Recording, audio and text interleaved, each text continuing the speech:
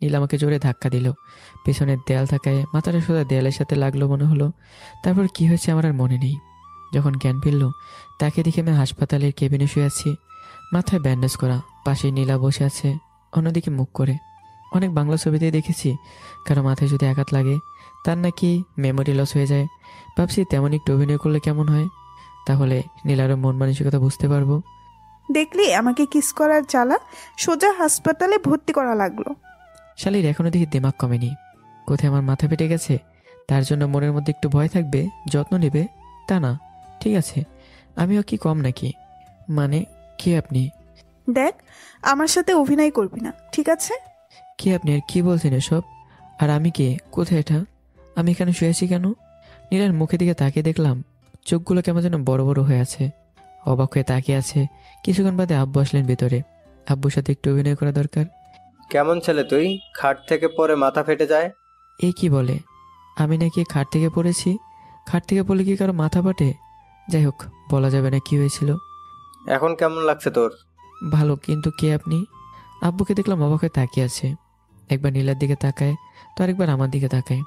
মানে ফাজলামি করছিস নাকি আমার সাথে? আমি কিছু বললাম না। যদি আবার সন্দেহ করে। কিছুক্ষণ বাদে ডাক্তার আসলেন। খেয়াল করে দেখলাম এটা সোহাগের বোনের স্বামী। আমার সাথে ভালো পরিচিত আছে তার। বাবাও চিনেন তাকে। শফিক দেখ না, সিয়াম কি বলছে, আমাদের কাউকে নাকি চিনতে পারছে না।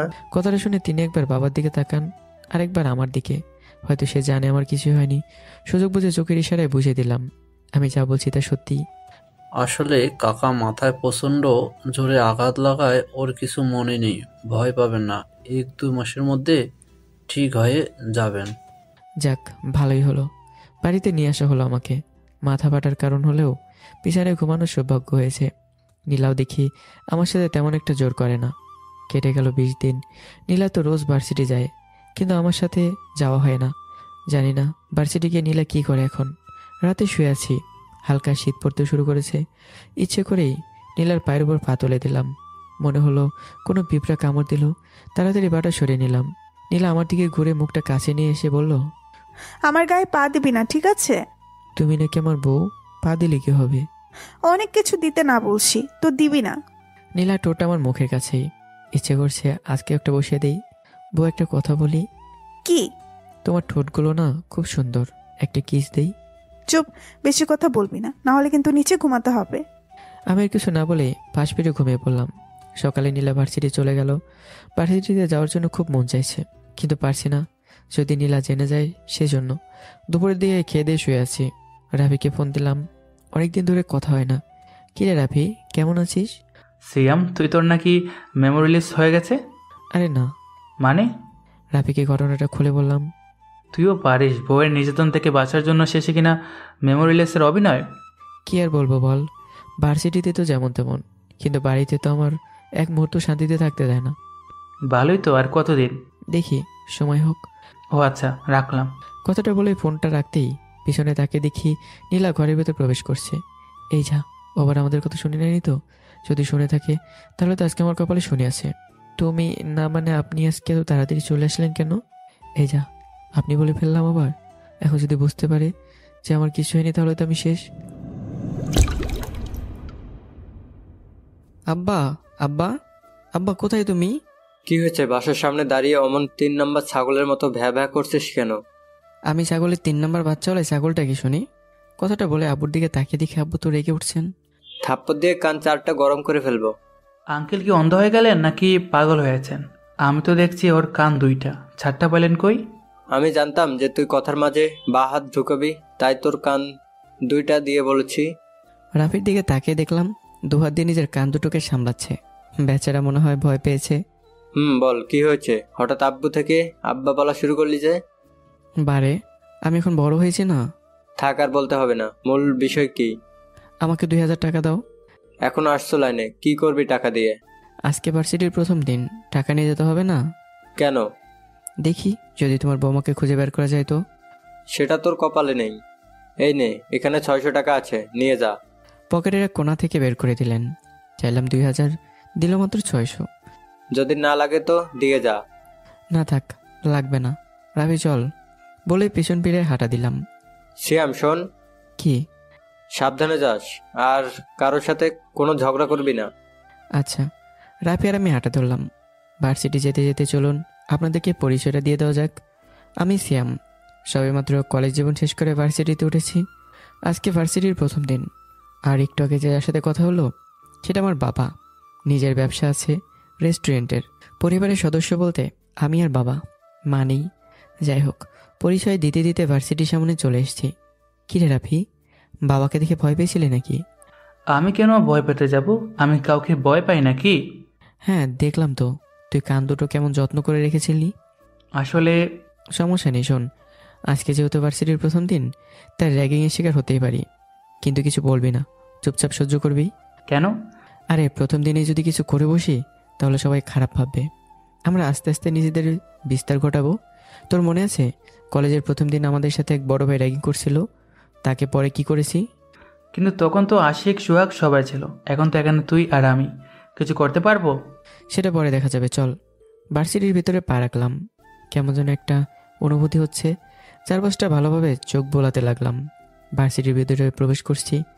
ওই ছেলে, ভাবলাম অন্য কাউকে ডাকছে, তাই না তাকেই হাঁটতে থাকলাম। ওই মাল দুটোকে ধরতো। এবার আর না থেকে পারলাম না। মেয়ে মানুষের মুখে মাল শব্দ, হয়তোবা দেখতে কেসে। পিছনে তাকে দেখি কয়েকটা মেয়ে বাইকের উপর বসে আছে, পরনে প্যান্ট ও টি শার্ট। কেউ এদেরকে দেখলে বলবে না যে এরা মেয়ে। একটা মেয়ে দেখলাম হাত দিয়ে ইশারায় ডাকছে। আমি ইশারায় উত্তর নিলাম আমি নাকি।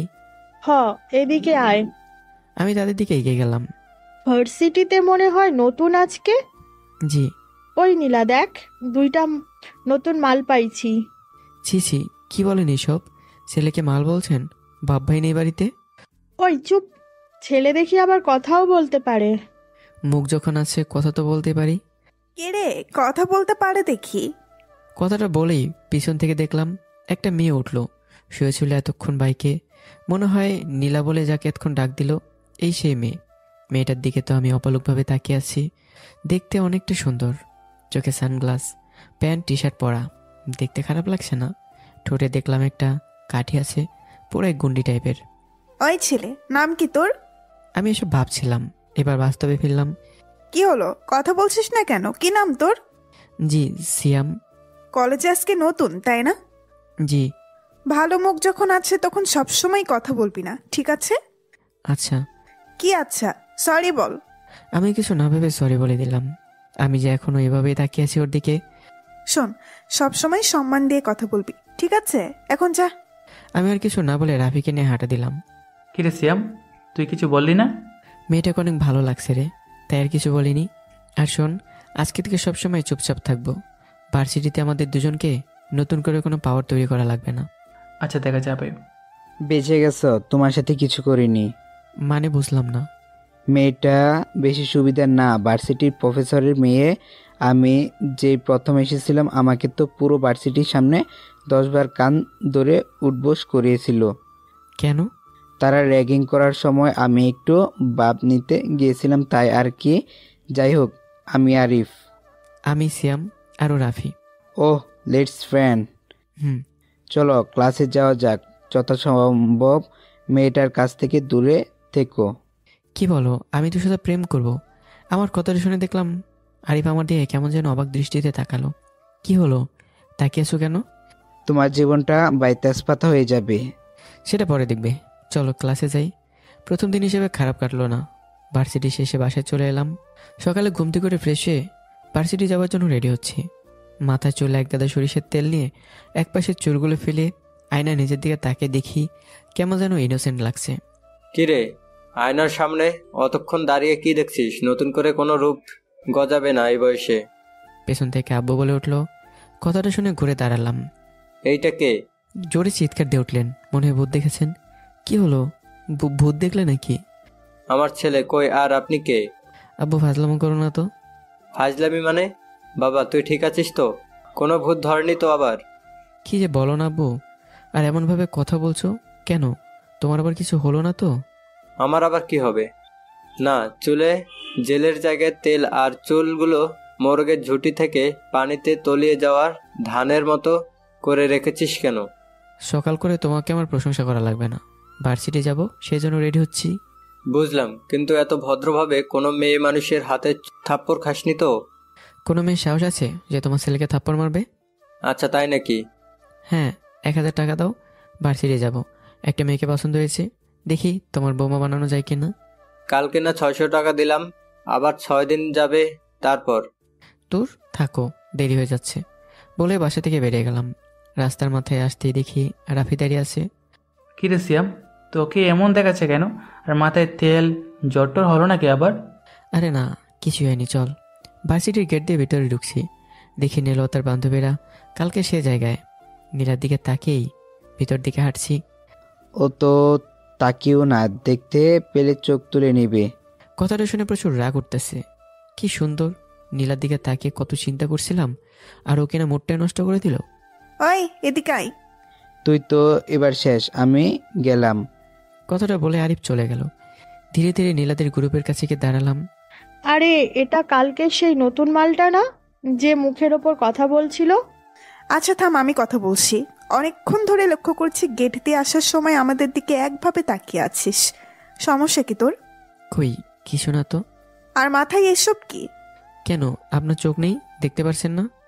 আবার মুখের উপর কথা বলে, দেখে তো মনে হয় তেলের বোতল ধরে মাথায় নিয়েছে। আর সামনে অত ভদ্রতা দেখাতে হবে না, কালকে থেকে যেন মাথায় আর তেল না দেখি।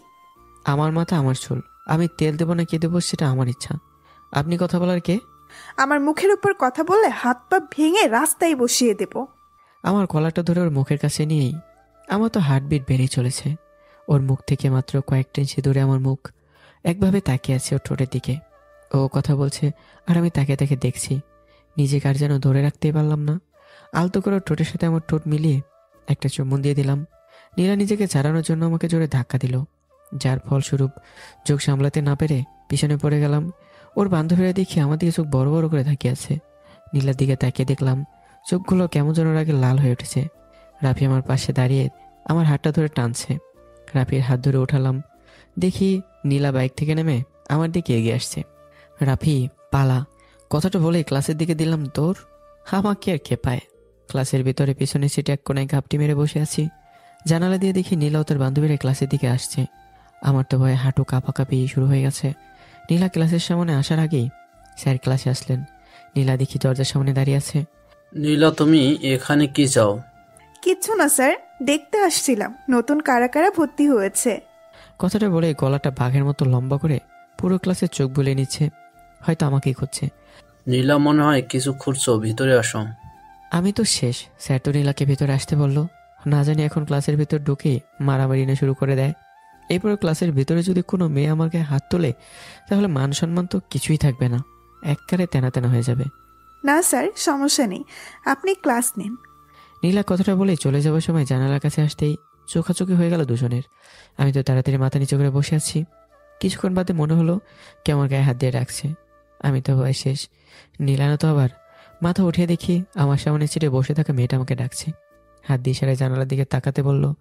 তাকে দেখি নীলা এখনো সেখানে দাঁড়িয়ে আছে। আমার দিকে তাকিয়ে মুখের এমন ভাব করলো যেন আস্তে আস্তে কি যেন বলতে লাগলো।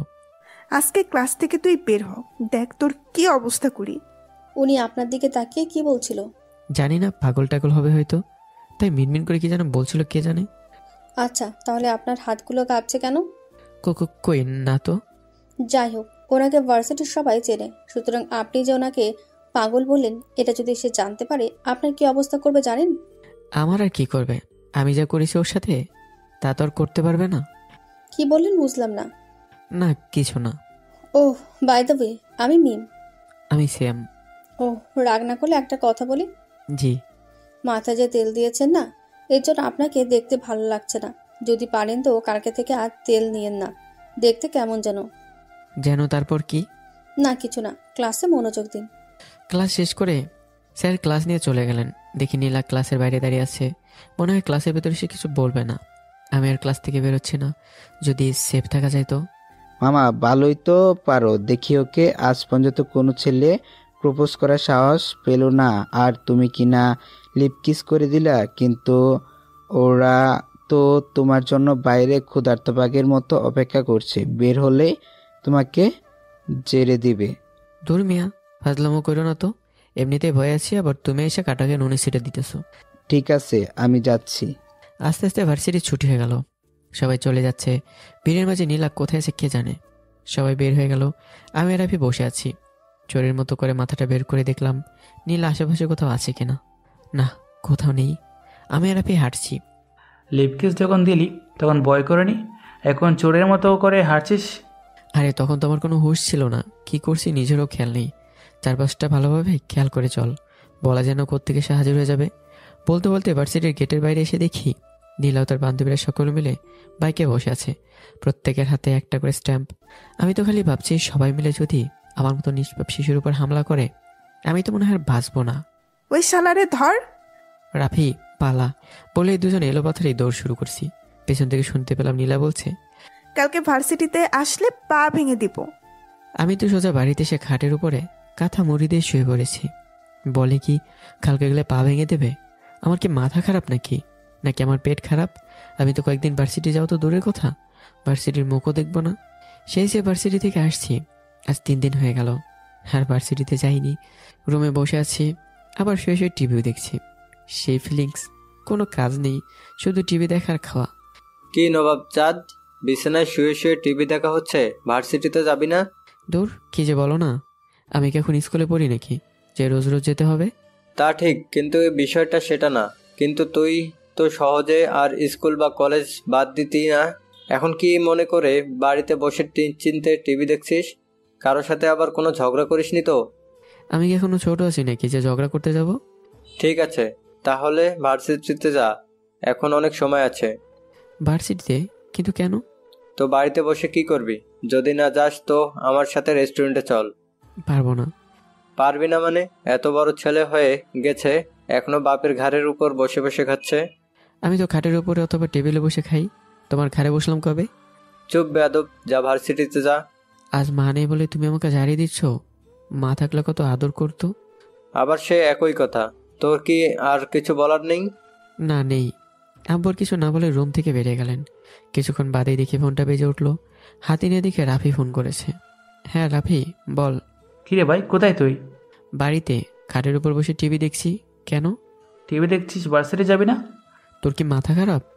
আমার মাথা ঠিকই আছে, তাড়াতাড়ি রাস্তার মাথায় আয়, তোর জন্য দাঁড়িয়ে আছে। বলে ফোনটা কেটে দিল। আমাকে কিছু বলতেই দিল না। বোঝা গেল আজকে ভার্সিটিতে যাওয়া লাগবে। তাড়াতাড়ি ফ্রেশ হয়ে চুলে জেল লাগিয়ে ভদ্রভাবে পরিপাটি হয়ে চলে গেলাম। রাস্তার মাথায় আসতে দেখি রাফি, সোহাগ ও আশিক 3 জন দাঁড়িয়ে আছে। তা সেই কিসটা কি স্ট্যাম্প দিয়ে? রাফি বলার সাথে সাথে সবাই হেসে উঠল। চুপ, চল, ভার্সিটিতে দেরি হয়ে যাবে। আশিক আর সোহাগ চলে গেল। আমি রাফি গেট দিয়ে ঢোকার সময় দেখি নীলা বাইকের উপর বসে আছে। আজকে তার আশেপাশে কোনো বান্ধবী নেই। ওই দিকে আর না থেকে মাথা নিচু করে জোরে জোরে হাঁটছি। ওই সিয়াম, এদিকে আয়। কথাটা শুনে কেমন যেন হার্টবিট বাড়তে শুরু করছে। আমি ওর কথায় কোনো কান্না দিয়ে হাঁটতে লাগলাম। ওই আসবি নাকি আমি আসবো? আমি আপনার কাছে আসবো না, পারলে আপনি আসুন। বলেই ক্লাসের দিকে হাঁটতে থাকলাম। জানি ক্লাসে গেলে আর কিছু করবে না। নীলাকে দেখলাম বাইকটা নিয়ে আমার সামনে এসে দাঁড়ালো। আমি তো ভয় শেষ, না জানি কি বলে। যাই বলুক, আমি কি ভীতু নাকি? আমি দেখে নেবো কি করতে পারে। আমার পথ আটকালেন কেন? পথ আটকালাম কেন? এই 3 দিন কই ছিলি? বলে কলারটা ধরতে গেলে আবার কি যেন মনে করে ধরলো না। হয়তো ভাবছে যদি আবারও কিস করে দেই। বাড়িতে ছিলাম। কেন? আবার বলে কেন? তোর জন্য আমার কত বড় ক্ষতি হয়েছে জানিস? আমি আবার আপনার কি ক্ষতি করলাম? কি করিসনি তাই বল। সেদিন তুই আমাকে কিস করেছিস, তা ভার্সিটির সবাই জেনে গেছে আর আমাকে নিয়ে হাসাহাসি করছে। তো আমি কি করব? আপনি আমার কলা ধরেছিলেন কেন? চুপ, বেশি কথা বলবি না। এখন তুই পুরো ভার্সিটির সামনে দাঁড়িয়ে কান ধরে 10 বার উঠবি আর বসবি, তাহলেই আবার সবাই আমাকে নিয়ে হাসাহাসি করা বন্ধ করবে। মামার বাড়ির আবদার নাকি? আপনি বললেন আর আমি কান ধরে উঠবস করবো? চুপ, বেশি কথা বলবি তো তোকে ভার্সিটি থেকে বের করে দিব। হতে পারে আপনার বাবা ভার্সিটির প্রফেসর, তাই বলে যা খুশি তাই করবেন? সেটা তো হতে পারে না। দেখি আপনি কি করতে পারেন। কথাটা বলার পরই দেখলাম নীলা চলে গেল। এই যা, আবার সত্যি সত্যি ওর বাবাকে বলে দেবে না তো? যদি বলে দেয় আর আমাকে সত্যি যদি বের করে দেয় তখন কি করব? একটু বেশিই বলে ফেললাম না তো? দূর, দেখা যাক কী করে। যদি বের করে দিতেই চায় তো আন্দোলন করবো, দরকার পড়লে অনশন করবো, গেটের বাইরে বসেই। সুযোগ পাইলে খাওয়া ছাড়বো না। সিয়া, মনে হয় না তুই একটু বেশি বলে ফেলছিস? আমারও তাই মনে হয়, কিন্তু তুই বল, কলেজ জীবনে যেখানে সবাই আমাদের সালাম দিত, ভার্সিটি এসে মাত্র কয়েকটা মেয়েকে দেখে ভয় পাবো? দুদিন তো চুপচাপ ভদ্রভাবেই ছিলাম, তাই বলে একেবারে চুপ হয়ে বসে থাকবো নাকি? ক্লাসে চল। রাফিকে দেখলাম একবার আমার দিকে হাঁ করে তাকিয়ে আছে। ওভাবে তাকিয়েছিস কেন বলে রাফি হেসে উঠল। পায়ের দিকে তাকিয়ে দেখি পাটা কেমন যেন মাইকেল জ্যাকসনের মতো নাচছে। লে হালুয়া, আমার পা কি ভয়ে কাঁপছে নাকি? সে যাই হোক, হতে পারে খুশিতে নাচানাচি করতেছে। ক্লাসের ভিতরে ঢুকবো এমন সময় মনে হলো কেউ আমার পিছন থেকে শার্ট ধরেছে। মাথা ঘুরে দেখতে যাব, তার আগেই দৌড়ে টানতে টানতে মাঠের মাঝখানে নিয়ে এলো। তাকে দেখে ভার্সিটির প্রায় অর্ধশত ছাত্রছাত্রী আমার চারপাশে গোল হয়ে দাঁড়িয়ে আছে, আর আমার সামনে নীলা। এটা কি ধরনের অসভ্যতামি? আপনি আমাকে এভাবে ধরে আনলেন কেন? দেখ, তোকে শেষবারের মতো আর একটা সুযোগ দিচ্ছি। এখনই সবার সামনে কান ধরে 10 বার উঠবস কর, তাহলে তোকে ভার্সিটি থেকে যেতে হবে না। আর যদি না করি তাহলে কি করবেন? দেখ, আমাকে রাগাবি না। আবারও কলারটা মহির কাছে নিয়ে এলো। সুযোগটা ছাড়েকে, যদি কান ধরে উঠবস করতে হয় তাহলে আরেকবার লিপ কিস কেন নয়? যেই ভাবা সেই কাজ। দিলাম আমার সেদিনের মতো একটা। নীলা আবার আমাকে ধাক্কা দিয়ে সরে গেল। সবাই আমাদের দিকে তাকিয়ে রয়েছে। নীলা সবার দিকে তাকিয়ে দেখলাম দৌড়ে চলে গেল। ভিড়ের ভেতর থেকে কয়েকটা ছেলে আমার দিকে এগিয়ে এলো। আমার তো ভয় লাগছে, আবার মারবে না তো? ভাই আপনাকে তো খুঁজতে বাংলাদেশ, না মানে আমাদের ভার্সিটি। আপনাকে বললো কান ধরতে আর আপনি কিনা সোজা কিস করে দিলেন। ভয় নেই ভাই, যদি আপনাকে ভার্সিটি থেকে বের করে দিতে যায় তাহলে আমরা সবাই আপনার পক্ষে থেকে আন্দোলন শুরু করব। তাতেও যদি না মানে তো আপনি অনশন শুরু করে দিবেন। আমি একা তার মুখের দিকে তাকিয়ে আছি। না ভাই, আমরা সবাই আপনার পাশে বসে থাকবো, শুধু আপনি না খেয়ে থাকবেন। ভাই আমার একটা কথা বলেন, এত বুদ্ধি নিয়ে ঘুমান কিভাবে বালিশের নিচে না উপরে? ভাই বালিশই তো থাকে না মাথার তলে। যাই হোক, আজকে আর আপনার ভার্সিটিতে থাকা ঠিক হবে না, আপনি বাড়িতে চলে যান। কি আর করার, দেখলাম মানে মানে চলে যাওয়া ভালো, যদি আবার প্রফেসর চলে আসে। বাসায় আসার পর ফ্রেশ হয়ে নিজের রুমে বসে আছি আর ভাবছি আজকের দিনের কথা। না জানি নীলার কী অবস্থা। এত মানুষের সামনে ওকে কিস করেছে, বেচারে আবার বাসায় গিয়ে কেঁদে কেঁদে বালিশ ভিজাচ্ছে না তো? ভিজালে আমার কি, আমাকে কান ধরে উঠবস করাবে? কত বড় সাহস! যাই হোক, কোনোরকম দিনটা পার করলাম। রাতে শুয়ে আছি আর ভাবছি কালকে ভার্সিটি যাব কি যাব না। সকাল হোক, তারপর ভেবেচিন্তে দেখা যাবে। সকালে ঘুম থেকে উঠে ফ্রেশ হয়ে রেডি হয়ে রাফিকে ফোন দিলাম। কী রে রাফি, কোথায় তুই? বাড়িতে। ভার্সিটি যাবি না? শালা কালকে কি করেছিস মনে নেই আবার? আজকে ভার্সিটি যাবি? যা হবার হয়েছে, কি করবে সেটা পরের চিন্তা। রাস্তার মাথায় দাঁড়িয়ে আছি, তাড়াতাড়ি আয়। ঠিক আছে, আমি আসছি। বলে রাফি ফোন কেটে দিল। তারপর দুজনে মিলে ভার্সিটি এসে দেখি পরিবেশটা কেমন যেন শান্ত মনে হচ্ছে। নীলাকে আজ সে জায়গায় দেখলাম না যেখানে প্রতিদিন দাঁড়িয়ে থাকে। যাই হোক, দুজনে মিলে ক্লাসে ঢুকতেই কালকের একটা ছেলে আমাকে ঘিরে ধরলো। বুঝতে পারছি না আমাকে তো সম্মান দেওয়ার কি আছে, নাকি এরা সবাই নীলা র্যাগিংয়ের শিকার ছিল সেই জন্য আমাকে সঙ্গ দিচ্ছে। ভাই কেমন আছেন? ভালো। কালকে রাতে ঘুমাইতে পারছেন তো? কেন? না, ভাবলাম ভয়ে আবার রাতে ঘুমাইতে পারছেন কি না। যাই হোক, আমি নিলয়। নীলাই, তোমার কি মনে হয় আমি সামান্য একটা মেয়েকে দেখে ভয় পাবো? আরে ভার্সিটি থেকে বের করেই দেখুক না, পুরো ভার্সিটিতে আগুন লাগিয়ে দেব। কিন্তু ভাই, তার জন্য প্রচুর তেল লাগবে, আর তেল কেনার জন্য টাকা লাগবে। শুধু শুধু টাকাগুলো নষ্ট করার কি দরকার? হ্যাঁ ঠিক বলছো, ভাববার বিষয়। যাই হোক, ক্লাসে চলো। ক্লাসে বসে আছি আর ভাবছি ভার্সিটি থেকে কি বের করে দিবে নাকি আবার। স্যার ক্লাসে আসলেন, ক্লাস নিচ্ছেন আর মাঝে মাঝে আমার দিকে তাকাচ্ছেন। বুঝতে পারছি না, ভয়ও করছে যদি আবার কিছু বলে। স্যার ক্লাস শেষ করে বেরিয়ে গেলেন, তেমন কিছু বললেন না। আস্তে আস্তে সবগুলো ক্লাস শেষ হলো, কিন্তু না, কেউ এসে আমাকে প্রফেসর ডাক দিয়েছে এমন কিছু বলেনি। কি রে রাফি, নীলাকে দেখলাম না আজকে, ভয় কি বাড়িতে বসে আছে নাকি? আমার তো তা মনে হয় না। কেন? হতে পারে এটা কোনো বড় বিপদ আসার আগে শান্ত পরিবেশ, চারপাশটা লক্ষ্য রাখিস, যে কোনো সময় বোমা ফাটতে পারে। দেখ রাফি, ভয় দেখানোর মতো কথা বলবি না। তাছাড়া ভার্সিটির অনেক ছেলে আমাকে এখন সম্মান দিচ্ছে, অত সহজে মনে হয় না আমাকে ভার্সিটি থেকে বের করতে পারবে। হলেই ভালো, দেখিস আবার কোনো ঝামেলার মধ্যে পড়িস না। তুই আমার বন্ধু না শত্রু বলতো? শুধু আমার বিপক্ষে কথা বলছিস। যা ভাবিস। আসলেই কবি বলেছেন, হাতি বিপদে পড়লে চামচিকাও লাথি মারে। তুই কি নিজেকে হাতি মনে করিস? দূর চল। ভার্সিটির গেটের বাইরে আসতে দেখি নীলা সেদিনের মতো সবাই কিনে বাইকে বসে আছে, কিন্তু আজকে তাদের হাতে কিছু নেই। বলেছিলাম না ঝড় আসার আগে শান্ত পরিবেশ। রাফি একটু চুপ কর ভাই। চল পালাই। না, আজকে আর পালাবো না, দেখি কি করে, কতদিন আর পালাবো। কথাটা বলেই সেখানে দাঁড়িয়ে আছি। নীলাকে দেখলাম বাইক থেকে নেমে আমার কাছে এগিয়ে এলো। আমি সোজাভাবে দাঁড়িয়ে আছি, পায়ের দিকে তাকিয়ে দেখলাম পা আমার কন্ট্রোলে আছে নাকি নাচানাচি করছে। না ঠিক আছে, নীলা আমার সামনে দাঁড়িয়ে আছে। কি ভাবছিস?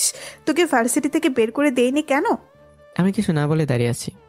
আমিও বলিনি আমার আব্বুকে, কারণ এটা তোর আর আমার মধ্যে ঝগড়া। যা করার আমিই করব, ভয় নেই, তোকে মারবো না, কিন্তু এমন কিছু করব যার জন্য তোকে সারা জীবন কষ্ট করতে হবে। আচ্ছা, তাই নাকি? তাই কি করবেন? সেটা সময় হলেই দেখতে পাবি। ঠিক আছে, আমি দেখে নেব কি করেন আপনি। দেখতে দেখতে কেটে গেল কয়েকটা দিন। নীল আর আমাকে বিরক্ত করেনি, আর ওকে আগের মতো তেমন একটা দেখাও যায় না। সে যাই হোক, ভার্সিটিতে ধীরে ধীরে আমার একটা পরিচয় ছড়িয়ে পড়েছে। ভার্সিটির বড় এক ভাইয়ের বিয়ে উপলক্ষে অনেককেই দাওয়াত দিয়েছে। তার একটা কার্ড আমার হাতে পৌঁছেছে। বুঝতে পারছেন আমাকে কেন ইনভাইট করলো। তার সাথে আমার কোনো সম্পর্কও নেই। হতে পারে ভার্সিটিতে আমার পরিচয় চারদিকে ছড়িয়ে পড়েছে, তার জন্য ইনভাইট করতে পারে। যাই হোক, বিয়ের ব্যবস্থা করা হয়েছে রাতে। বিয়ের দিন পরিপাটি হয়ে সুন্দর করে সেজে তার বিয়েতে উপস্থিত হলাম। বাড়িটা খুব সুন্দর করে সাজানো হয়েছে। বাইরে থেকে দেখতে বেশ সুন্দর লাগছে। ইস, কবে যে আমার বিয়ের জন্য এমনভাবে গেট সাজাবে। বাড়ির ভেতরে ঢুকে দেখলাম অনেকে এসছে। ভিড়ের মাঝেও তেমন কোনো একটা চেনা মুখ দেখলাম মনে হলো। ভালোভাবে খেয়াল করে দেখলাম নীলা শাড়ি পরেছে আজকে, দেখতে বেশ সুন্দরই লাগছে। কপালে কালো টিপ, ঠোঁটে হালকা গোলাপি রঙের লিপস্টিক। বান্ধবীর সাথে দাঁড়িয়ে কথা বলছে, বেশ সুন্দর লাগছে দেখতে ওকে। নীলা যদি সবসময় এমনভাবে থাকতো তাহলে কতই না ভালো হতো। আমি এক কোণে দাঁড়িয়ে একভাবে দেখছি ওকে। এসে বসে দৌড়ে গিয়ে সেদিনের মতো আজকে একটা লিপ কিস করে দিই। নীলা ওর বান্ধবীর সাথে গল্প করার সময় আমাকে দেখে ফেললো। আমিও চোরের মতো করে নিজের চোখটা নামিয়ে বাইরে চলে এলাম। হার্টবিটে কেমন যেন ওঠানামা করছে, কেন যেমন হচ্ছে বুঝতে পারছি না। কিছুক্ষণ বাদে দেখলাম নীলাও বাইরে এসে চারপাশটা দেখিয়ে বের হলো। আমি তো ভয়ে আছি, আবার আমার কাছে না আসে। বাড়ির পাশে একটা ঘন বাগান আছে। নীলা বাগানের দিকে এগোতে লাগলো। খেয়াল করে দেখলাম নীলার পেছনে আরো দুইটা ছেলেও গেল। এর আগে তাদের কখনো দেখিনি। কেমন যেন সন্দেহ মনে হলো নিজের কাছে। আমিও চুপি চুপি গেলাম ওদের পেছনে।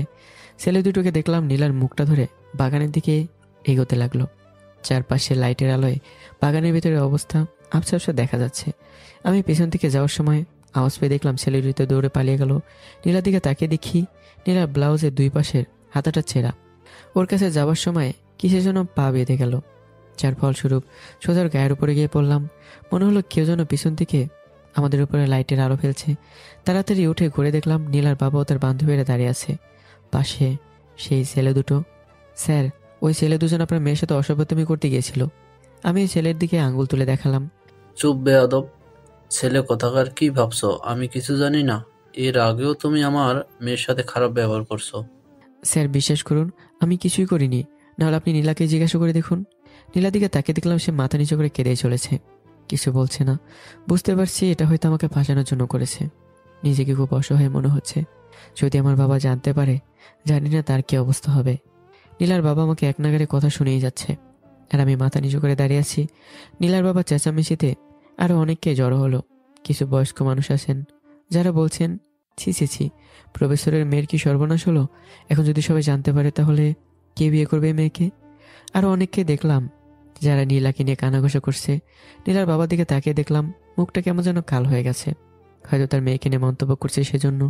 কয়েকজন মানুষ এসে একবারে বলে উঠল, সালাম সাহেব, যদি নিজের মান সম্মান ঠিক রাখতে চান তো মেয়েকে ছেলেটির সাথে বিয়ে দিয়ে দেন। কথাটা শুনেই তাদের মুখের দিকে তাকালাম। নীলাকেও দেখলাম কেমন যেন আটকে উঠলো। আমি ভাবছি সত্যি যদি আমার নীলার সাথে বিয়ে হয় তাহলে তো আমার জীবন তেজপাতা হয়ে যাবে। আর বাবাকে বা কি বলবো। নীলার বাবাকে দেখলাম কিছু বলছেন না, হয়তো ভাবছেন, কারণ অনেক সম্মান আছে তার সোসাইটিতে। এখন যদি তার মেয়ের নামে কোনো খারাপ ঘটনা ছড়ায় তাহলে তো তার সম্মানই থাকবে না। আমি ভাবছি নীলা সত্যিটা বলে দেয় না কেন, যে আমি ওর সাথে কিছুই করিনি। কিন্তু তা তো বলছে না। আমি যতবারই না করি কেউ আমার কোনো কথাই শুনতে চায় না। শেষমেশ এক প্রকার জোর করেই নীলার সাথে আমার ওই রাতেই বিয়ে দিয়ে দিল। আমি তো এখন শুধু আমার ভবিষ্যৎ নিয়ে ভাবছি। বলা যায় না, হয়তো নীলার মনে এটাই ছিল আমাকে বিয়ে করার। না হলে সেদিন বলেছিল কেন আমাকে সারা জীবন কষ্ট পেতে হবে। সেদিনই সে ভার্সিটির বড় ভাইয়ের বিয়ের সাথে আমাদেরও বিয়ে দেওয়া হলো। নীলার বাবা আমাদের সাথে আসলেন না। কেন আসলেন না তা বলতে পারবো না। গাড়িতে বসে আছি আর ভাবছি বাড়ি থেকে বাবাকে কি বলবো। যদি রাত করে গিয়ে তার সামনে দাঁড়াই, যদি আবার মাথা ঘুরে পড়ে যায় তখন কি করব। নীলা আমার পাশে চুপচাপ বসে আছে, কোনো কথা বলছে না। হঠাৎ মনে হলো হাত দিয়ে আমার পেটে চিমটি কাটলো। মৃদুভাবে চিৎকার দিয়ে উঠলাম। নীলার দিকে তাকিয়ে দেখি কেমন যেন মাথা নিচু করে অসহায় শিশুর মতো করে বসে আছে, কিন্তু নিচে যে আমার 12টা বাজাচ্ছে সেটা বোঝাই যাচ্ছে। আরিফ আসলে সেদিন ঠিকই বলেছিল, ওর সাথে প্রেম করলে জীবন তেনা তেনা হয়ে যাবে। এখন তো বিয়ে করছি, না জানি কপালে কি আছে। বাড়ির সামনে দাঁড়িয়ে আছি, কিন্তু আব্বুকে ডাক দিচ্ছে না। নীলাই দেখলাম বাইরে থেকে বেল বাজালো। শ্যাম, তোর এতক্ষণ লাগে বা? গেট খোলার সময় বলতে বলতে খুলছিলেন। হঠাৎ মাঝপথে এসে আর কিছু না বলেই মুখ হা করে তাকিয়ে আছেন, যেন তার সামনে ভূত দাঁড়িয়ে আছে। আব্বু দরজার সামনে ঠায় দাঁড়িয়ে আছেন। অমনি নীলা নিচু হয়ে আব্বুর পা ধরে সালাম করলেন। আমি তো দেখে নিজেও হা হয়ে আছি, তাহলে সেও নিচু হতে পারে? শ্যাম, কে এই মেয়ে? আসলে আব্বু আমি আর কিছু বলতে পারছি না, মুখ দিয়ে যেন আর কথাই বেরোতে যাচ্ছে না। আমরা দুইজন মিলে বিয়ে করেছি।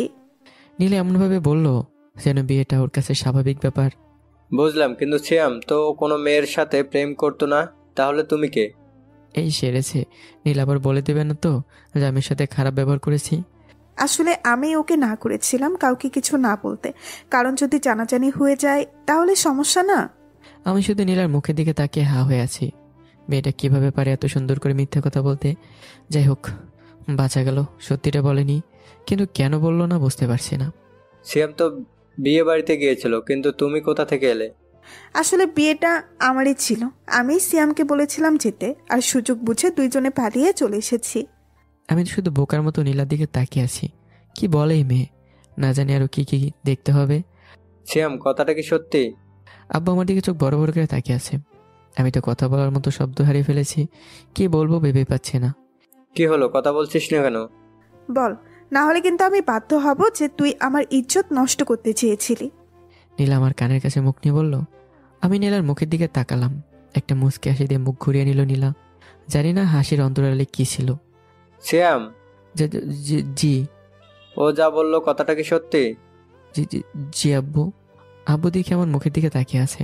আমি তো ভয় আছি, না জানি আবার বাড়ি থেকে বের করে দেয় নাকি। হঠাৎ দেখে আব্বু হেসে উঠলেন হা হা করে। বুঝতে পারছি না আব্বু আবার পাগল টাগল হয়ে গেল নাকি।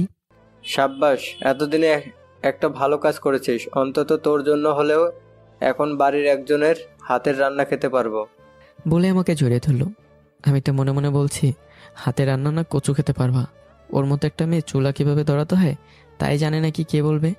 বাইরে দাঁড়িয়ে কেন, ভিতরে আয়। তুই যে আজকে বিয়ে করবি, আমাকে আগে থেকে বললে তোদের রুমটা সুন্দর করে গুছিয়ে সাজিয়ে রাখতাম।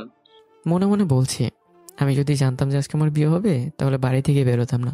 শ্যাম, তুই একটু বৌমাকে নিয়ে ছাদে যা, আমি রুমটা গুছিয়ে দিচ্ছি।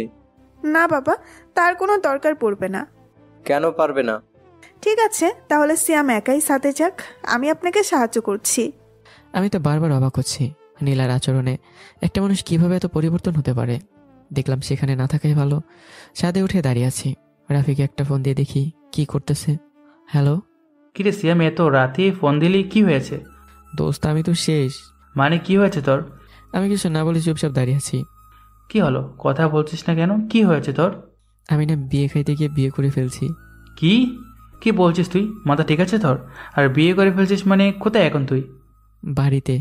বাড়িতে? হ্যাঁ। 1 মিনিট, পুরো ঘটনাটা খুলে বলবি কি হয়েছিল? তারপর রাফিকে পুরো ঘটনাটা খুলে বললাম। আমার কথা শুনে দেখি রাফি ওপাশ থেকে হা হা করে হাসছে।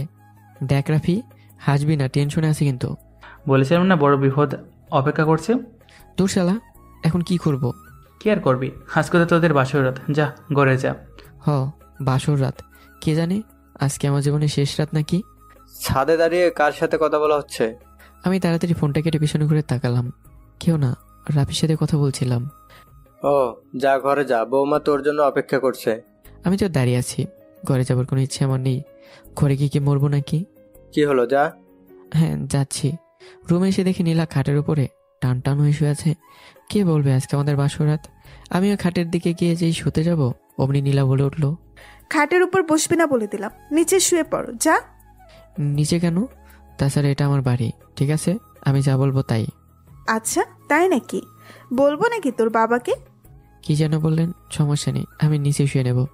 নিচে বিছানা করে শুয়ে পড়লাম। আমার মতো মনে হয় আর কেউ নেই যে বাসরাতে বউকে খাটে রেখে নিচেই শুতে হয়। আপনাদের মতো যদি কারোর সাথে এমন হয়ে থাকে অবশ্যই কমেন্ট করে জানাবেন। সকালে মনে হলো আমাকে কেউ পানি দিয়ে ভিজাচ্ছে। তাড়াতাড়ি ঘুম থেকে উঠে দেখি নীলা বালতি হাতে করে দাঁড়িয়ে আছে। নিজের দিকে তাকিয়ে দেখলাম আমার সমস্ত শরীর ভেজা। আপনি আমার গায়ে পানি মারলেন কেন? অমন পড়ে পড়ে ঘুমাচ্ছিলি, দেখলাম উঠলি না তাই। আপনি চাইলে আমাকে ডাক দিতে পারতেন, পানি মারার দরকার কি ছিল? চুপ, বেশি কথা বলবি না, না হলে কিন্তু বলে দিব বিছানা ভিজে গেছে। যা বাথরুমে গিয়ে ধুয়ে দে, আমি ভার্সিটি যাচ্ছি। বলে বালতিটা রেখে হন করে বেরিয়ে গেল। আমি তখন হয়ে বসে আছি। এই সকাল করে জামা কাপড়গুলো ধুতে হবে, এই মেয়ে তো দেখি আমার জীবনটা পুরো তেজপাতা বানিয়ে ছাড়বে। জামা কাপড়গুলো ধুয়ে ছাদে মেলে দিচ্ছি। ভাগ্য ভালো যে আব্বাসকে সকালে রেস্টুরেন্টে চলে গিয়েছিল, না হলে যে কি জবাব দিতাম যে সকাল করে জামা কাপড় বিছানা ধুচ্ছি কেন। অবশ্য না বললেও হয়তো অন্য কিছু অনুমান করতো। রুমে এসে দেখি ভার্সিটি যাবার মতো সময় এখনো আছে। তাড়াতাড়ি রেডি হয়ে ভার্সিটি চলে গেলাম। গেট দিয়ে ভেতরে ঢুকতেই দেখি নীলা আবার আগের মতো র্যাগিং করা শুরু করেছে। বাইকের উপর বান্ধবীদের নিয়ে বসে আছে। আমি ঢুকতেই রাফি কোত্থেকে যেন উড়ে আসলো। কিরে সিয়াম, কোথায় ছিলি? তোদের না কালকে বিয়ে হলো? নীলা দেখি সে কখন ভার্সিটি চলে আসছে। আর বলিস না, সকালে বিছানা জামা কাপড় ধুতে গিয়ে দেরি হয়ে গেছে। কেন, কালকে কয়বার শর্ট দিয়েছিস যে সকালে বিছানা দিয়ে দিলি? আর শর্ট আমার সাথে যে হয়েছে, না দোয়া করি এমন বউ যেন আর কারো কপালে না জোটে। কেন, কি হয়েছে? কিছু না, সে এক বড় বিশাল ইতিহাস, পরে বলবো। রাফিকে রাতের কথা বলা যাবে না, না হলে পুরো বন্ধু মহলে মাখিয়ে ফেলতে পারে। ভাই ভাই কই ছিলেন আপনি? নীলায় দৌড়াতে দৌড়াতে সে কথাটা বললো। কেন, কি হয়েছে? কি হয়েছে মানে? দেখছেন না নীলা আবার কি শুরু করেছে? যাকে সামনে পাচ্ছে তার সাথে র্যাগিং করছে। ভাই আপনাকে কিছু একটা করতে হবে। কি বলো, আমি কি করব? কি যে বলেন না ভাই, আবার ওই সেদিনের মতো কিস কইরা দেন, ঠিক হইয়া যাইব। শালা, 2টা কিস করার জন্য আজকে আমার যে পরিস্থিতি সামলাতে হচ্ছে, তুই আমার জায়গায় থাকলে বুঝতি। মনে মনে বললাম কথাগুলো। কি হলো ভাই, কি ভাবছেন? চলেন। নিলয়, আজকে আমার মন ভালো নেই, তাই কিছু করতে পারবো না, তবে কালকে যদি করে তখন দেখবো। না ভাই, এইটা হতে পারে না, চলেন, কিছু একটা কইতেই হবে। কি আর করার, নীলায় জোলাজুলিতে রাজি হয়ে গেলাম। তুই এখানে দাঁড়া, আমি আসছি। নীলা দিকে এগিয়ে গেলাম। নীলার সামনে একটা ছেলে দাঁড়িয়ে আছে। আমি কাছে যেতেই নীলা ছেলেটাকে চলে যেতে বলল। কি হয়েছে? তোমার সাথে আমার কিছু কথা আছে। তাহলে আমাকে তুই করে বলছেন কেন? আমাকে তুমি বলার অধিকার কে দিল তোকে? তুই আমার থেকে জুনিয়র, সেই জন্য তোকে তুই করে বলার অধিকার আমার আছে। আচ্ছা ঠিক আছে, তবে আপনার সাথে আমার কিছু কথা আছে। আপনার বান্ধবীদেরকে চলে যেতে বললে ভালো হয়। যা বলার ওদের সামনেই বল। নীলা, ও না তোর স্বামী? তো কালকে রাতে কি করলি ওর সাথে? চুপ, ভার্সিটির কেউ যেন জানতে না পারে, ঠিক আছে? বল, কি বলবি? দেখুন, হতে পারে আপনি আমার সাথে প্রতিশোধ নেওয়ার জন্য আমাকে ভাসিয়ে বিয়ে করেছেন, সেটা বড় কথা নয়। তাহলে কোনটা বড় কথা? বড় কথা হলো ভার্সিটির বাড়ি কখনো এক করবেন না। মানে? ভার্সিটিতে আমার একটা নাম আছে, সুতরাং আপনার সাথে আমার মাঝে মাঝে ঝগড়া লাগতেই পারে, কারণ অন্যরা আমাকে সম্মান দেয়। যদি কখনো কোনো কিছু হয়, সেই রাগ নিয়ে বাড়িতে গিয়ে আব্বুকে বলবেন না, আর বাড়ির বিষয় আলাদা, ঠিক আছে? তোরা শুনেছিস, মাত্র কয়েকদিন হলো ভার্সিটিতে এসেছে আর নিজেকে নেতা মনে করছে। ঠিক আছে, যা, বাড়িতে বলবো না, তবে বাড়িতে যে তোর কি অবস্থা করব ভাবতেও পারবি না। সেটা পরের চিন্তা। এবার যারা নতুন ভর্তি হয়েছে তাদের সাথে র্যাগিং করবেন না, ঠিক আছে? 100 বার করব, তাতে তোর কি? আমার অনেক কিছু, কারণ আমি ওদের লিডার। আমার কথায় নীলারা হেসে ওঠে। ঠিক আছে, দেখা যাবে, এখন সামনে থেকে যা। আমি একটু ভাব নিয়ে আঙ্গুল দেখে চলে এলাম, যাতে কেউ সন্দেহ না করতে পারে যে আমি ভয় পেয়েছি। বাহ ভাই, থ্রেড দিয়ে আসলেন, তা ওই দিনের মতো একটা কিস করে দিতেন, তাহলে উচিত শিক্ষা হতো। শোনো নিলয়, অতিরিক্ত খাবার খাওয়া যেমন স্বাস্থ্যের জন্য ক্ষতিকর, তেমনি অতিরিক্ত কিস করাও ক্ষতিকর। কেন ভাই? দেখো, আমরা যখন অতিরিক্ত খাবার খাই তখন আমাদের কেমন যেন লাগে, ঠিক তেমনি দেখছো না কি পরিমাণ লিপস্টিক দিয়েছে ঠোঁটে। একবার ভাবো, ওগুলো যদি পেটে চলে যায় তখন কি হবে? হ ভাই, বুঝছি, চলেন ক্লাসে যাই। ক্লাসের দিকে হাঁটা দিলাম, তখন মনে হলো পিছন থেকে কোনো মেয়ে আমাকে ডাক দিল। ঘুরে দেখি মিমের সাথে একটা ভালো রকমের বন্ধুত্ব হয়েছিল, তবে সেটা ক্লাসের মধ্যেই। আজকে দেখি বাইরে থেকে ডাকছে। আমি দাঁড়িয়ে আছি, মিম আমার কাছে আসলো। কেমন আছো সিয়াম? ভালো, তুমি কেমন আছো? ভালো। তুমি দেখি মাত্র কয়েকদিনে ভার্সিটিতে ফেমাস হয়ে গেছো, চারপাশে তোমার নাম শোনা যায়। কি যে বলো না, আমি আবার কি করলাম? ওই যে নীলার সাথে যে তুমি টক্কর দাও, সেজন্য গেটের বাইরে থেকে দেখলাম নীলার সাথে কথা বলছিলে। কি বললো? ওইসব পাগল ছাগলের কথা বাদ দাও তো। একটু জোরেই বললাম যাতে নীলা শুনতে পারে। খেয়াল করে দেখলাম নীলা আমার দিকে তাকালো। এখনো বুঝতে পারিনি মনে হয় যে আমি ওকে বলেছি। আসতে বলো, নীলা শুনতে পাবে। পেতনি ডাইনি কটকটি, ও কথা শুনতে পেলে কি আমি ভয় পাই নাকি ওকে? নীলার দিকে তাকিয়ে বললাম। নীলাকে দেখলাম আমার দিকে তাকিয়ে কটর মটর করছে। হয়তো বুঝতে পেরেছে। চুপ, ক্লাসে চলো তো। মিম আমার হাত ধরে টান দিল। নীলার দিকে তাকিয়ে দেখলাম এখন আমার দিকে তাকিয়ে আছে। আবার দেখি আমাদের হাতের দিকে তাকায়, জ্বলছে নাকি ভিতরে ভিতরে কে জানি। ক্লাসে আমি আর মিম পাশাপাশি বসেছি। কিছুক্ষণ বাদে দেখলাম নীলা একবার আমার ক্লাসের সামনে থেকে ঘুরে গেল। জানি না কেন আসছিল। ভার্সিটি শেষ করে ক্লাস থেকে বের হয়ে দেখি নীলা সেই জায়গায় দাঁড়িয়ে আছে এখনো। সিয়াম, চলো ক্যান্টিন থেকে ঘুরে আসি, একসাথে বসে কফি খাবো। নীলাকে দেখলাম আমাদের দিকে তাকিয়ে আছে। আমি আর না করলাম না। দুজনে মিলে ক্যান্টিনে বসে একসাথে কফি খেলাম। তারপর মিমের সাথে অনেকক্ষণ ঘোরাঘুরি করে বাড়িতে আসতে দেরি হয়ে গেল। বাড়ির ভেতরে ঢুকে তো আমি অবাক। দেখি নীলা শাড়ি পরেছে, বাবা খাবার টেবিলে বসে আছেন, আর নীলা বাবার প্লেটে খাবার বেড়ে দিচ্ছেন। কিরে সিয়াম, আজকে এত দেরি করলি কেন আসতে? আয় খেয়ে নে, বৌমা নিজের হাতে রান্না করছে, খেয়ে দেখ কি স্বাদ হয়েছে। যতটা না অবাক হয়েছে এখন, তার থেকে আরো বেশি অবাক হচ্ছি যে নীলা রান্না করতে পারে। আব্বুর কথা মতো খেতে বসলাম। এই নে খা। আব্বু আমার দিকে এগিয়ে দিতে গেল।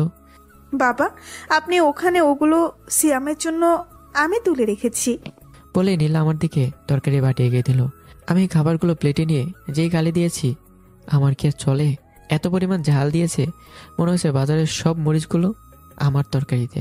না পারছি ঝালে চিৎকার করতে, আর না পারছি উঠে যেতে, কারণ আব্বু বসে আছে পাশে। কষ্ট করে কোনো রকমে চিবুচ্ছি। কিরে সিয়াম, তোর চোখ দিয়ে পানি বের হচ্ছে কেন? খুশিতে আব্বু, আসলে অনেকদিন এরকম খাবার খাইনি তো, তাই খুশিতে চোখ দিয়ে পানি বেরোচ্ছে। নাক টানতে টানতে ঝালের চোটে চোখের পানি নাকের পানি এক হয়ে গেছে। নাও, আরো বেশি করে খাও। বলে নীলা আমার প্লেটে আরো বেশি করে তুলে দিল। নীলার মুখে থেকে তাকালাম, চোখে পানি ঝাপসা ঝাপসা দেখছি। কোনো রকমে গেলে সোজা বাথরুমে গিয়ে পানি ছেড়ে দিয়ে গাল হা করে নিচে বসে আছি। ঝালে তো আমার শরীর জ্বলছে। এই মেয়ে তো দেখি আমার জীবন একেবারে তেনা তেনা করে ছাড়বে। বিকেলের দিকে নিজের রুমে খালি গায়ে হয়ে চিত হয়ে শুয়ে আছি।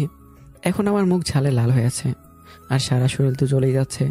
ফ্যানটা ছেড়ে দিয়ে হাওয়ায় ফ্যানের দিকে তাকিয়ে শুয়ে আছি। হঠাৎ করে চোখটা কেমন যেন বন্ধ হয়ে আসলো। মনে হয় কেউ আমার গালের মধ্যে পানি ঢালছে। আমি কাশতে কাশতে উঠে বসলাম। দেখি নীলা হাতে মগ নিয়ে দাঁড়িয়ে আছে। আপনি আমার গালে পানি দিলেন কেন? আমার গলার ভিতর অব্দি পানি চলে গেছে। বিছানায় ঘুমাতে কে বলেছে তোকে? আর এসব কি? যা তাড়াতাড়ি জামা গায়ে দে। আমার বাড়ি, আমি খালি গায়ে থাকবো না তো বিছানায় ঘুমাবো, সেটা আমার ব্যাপার, আপনার কি? আচ্ছা ঠিক আছে, তুই থাক, আমি তোর বাবাকে গিয়ে বলে দিই। না না, যাচ্ছি। আমার বাড়ি, আমারই সব কিছু, আর আমার উপরে দখলদারি না জানি আরো কি আছে কপালে। একটা টি শার্ট পরে দেখি নীলা আয়নার সামনে বসে মুখে ময়দা মাখছে। বুঝি না মুখে এত ময়দা মাখার কি আছে? এই বিকাল করে সে আবার কোথায় যাবে?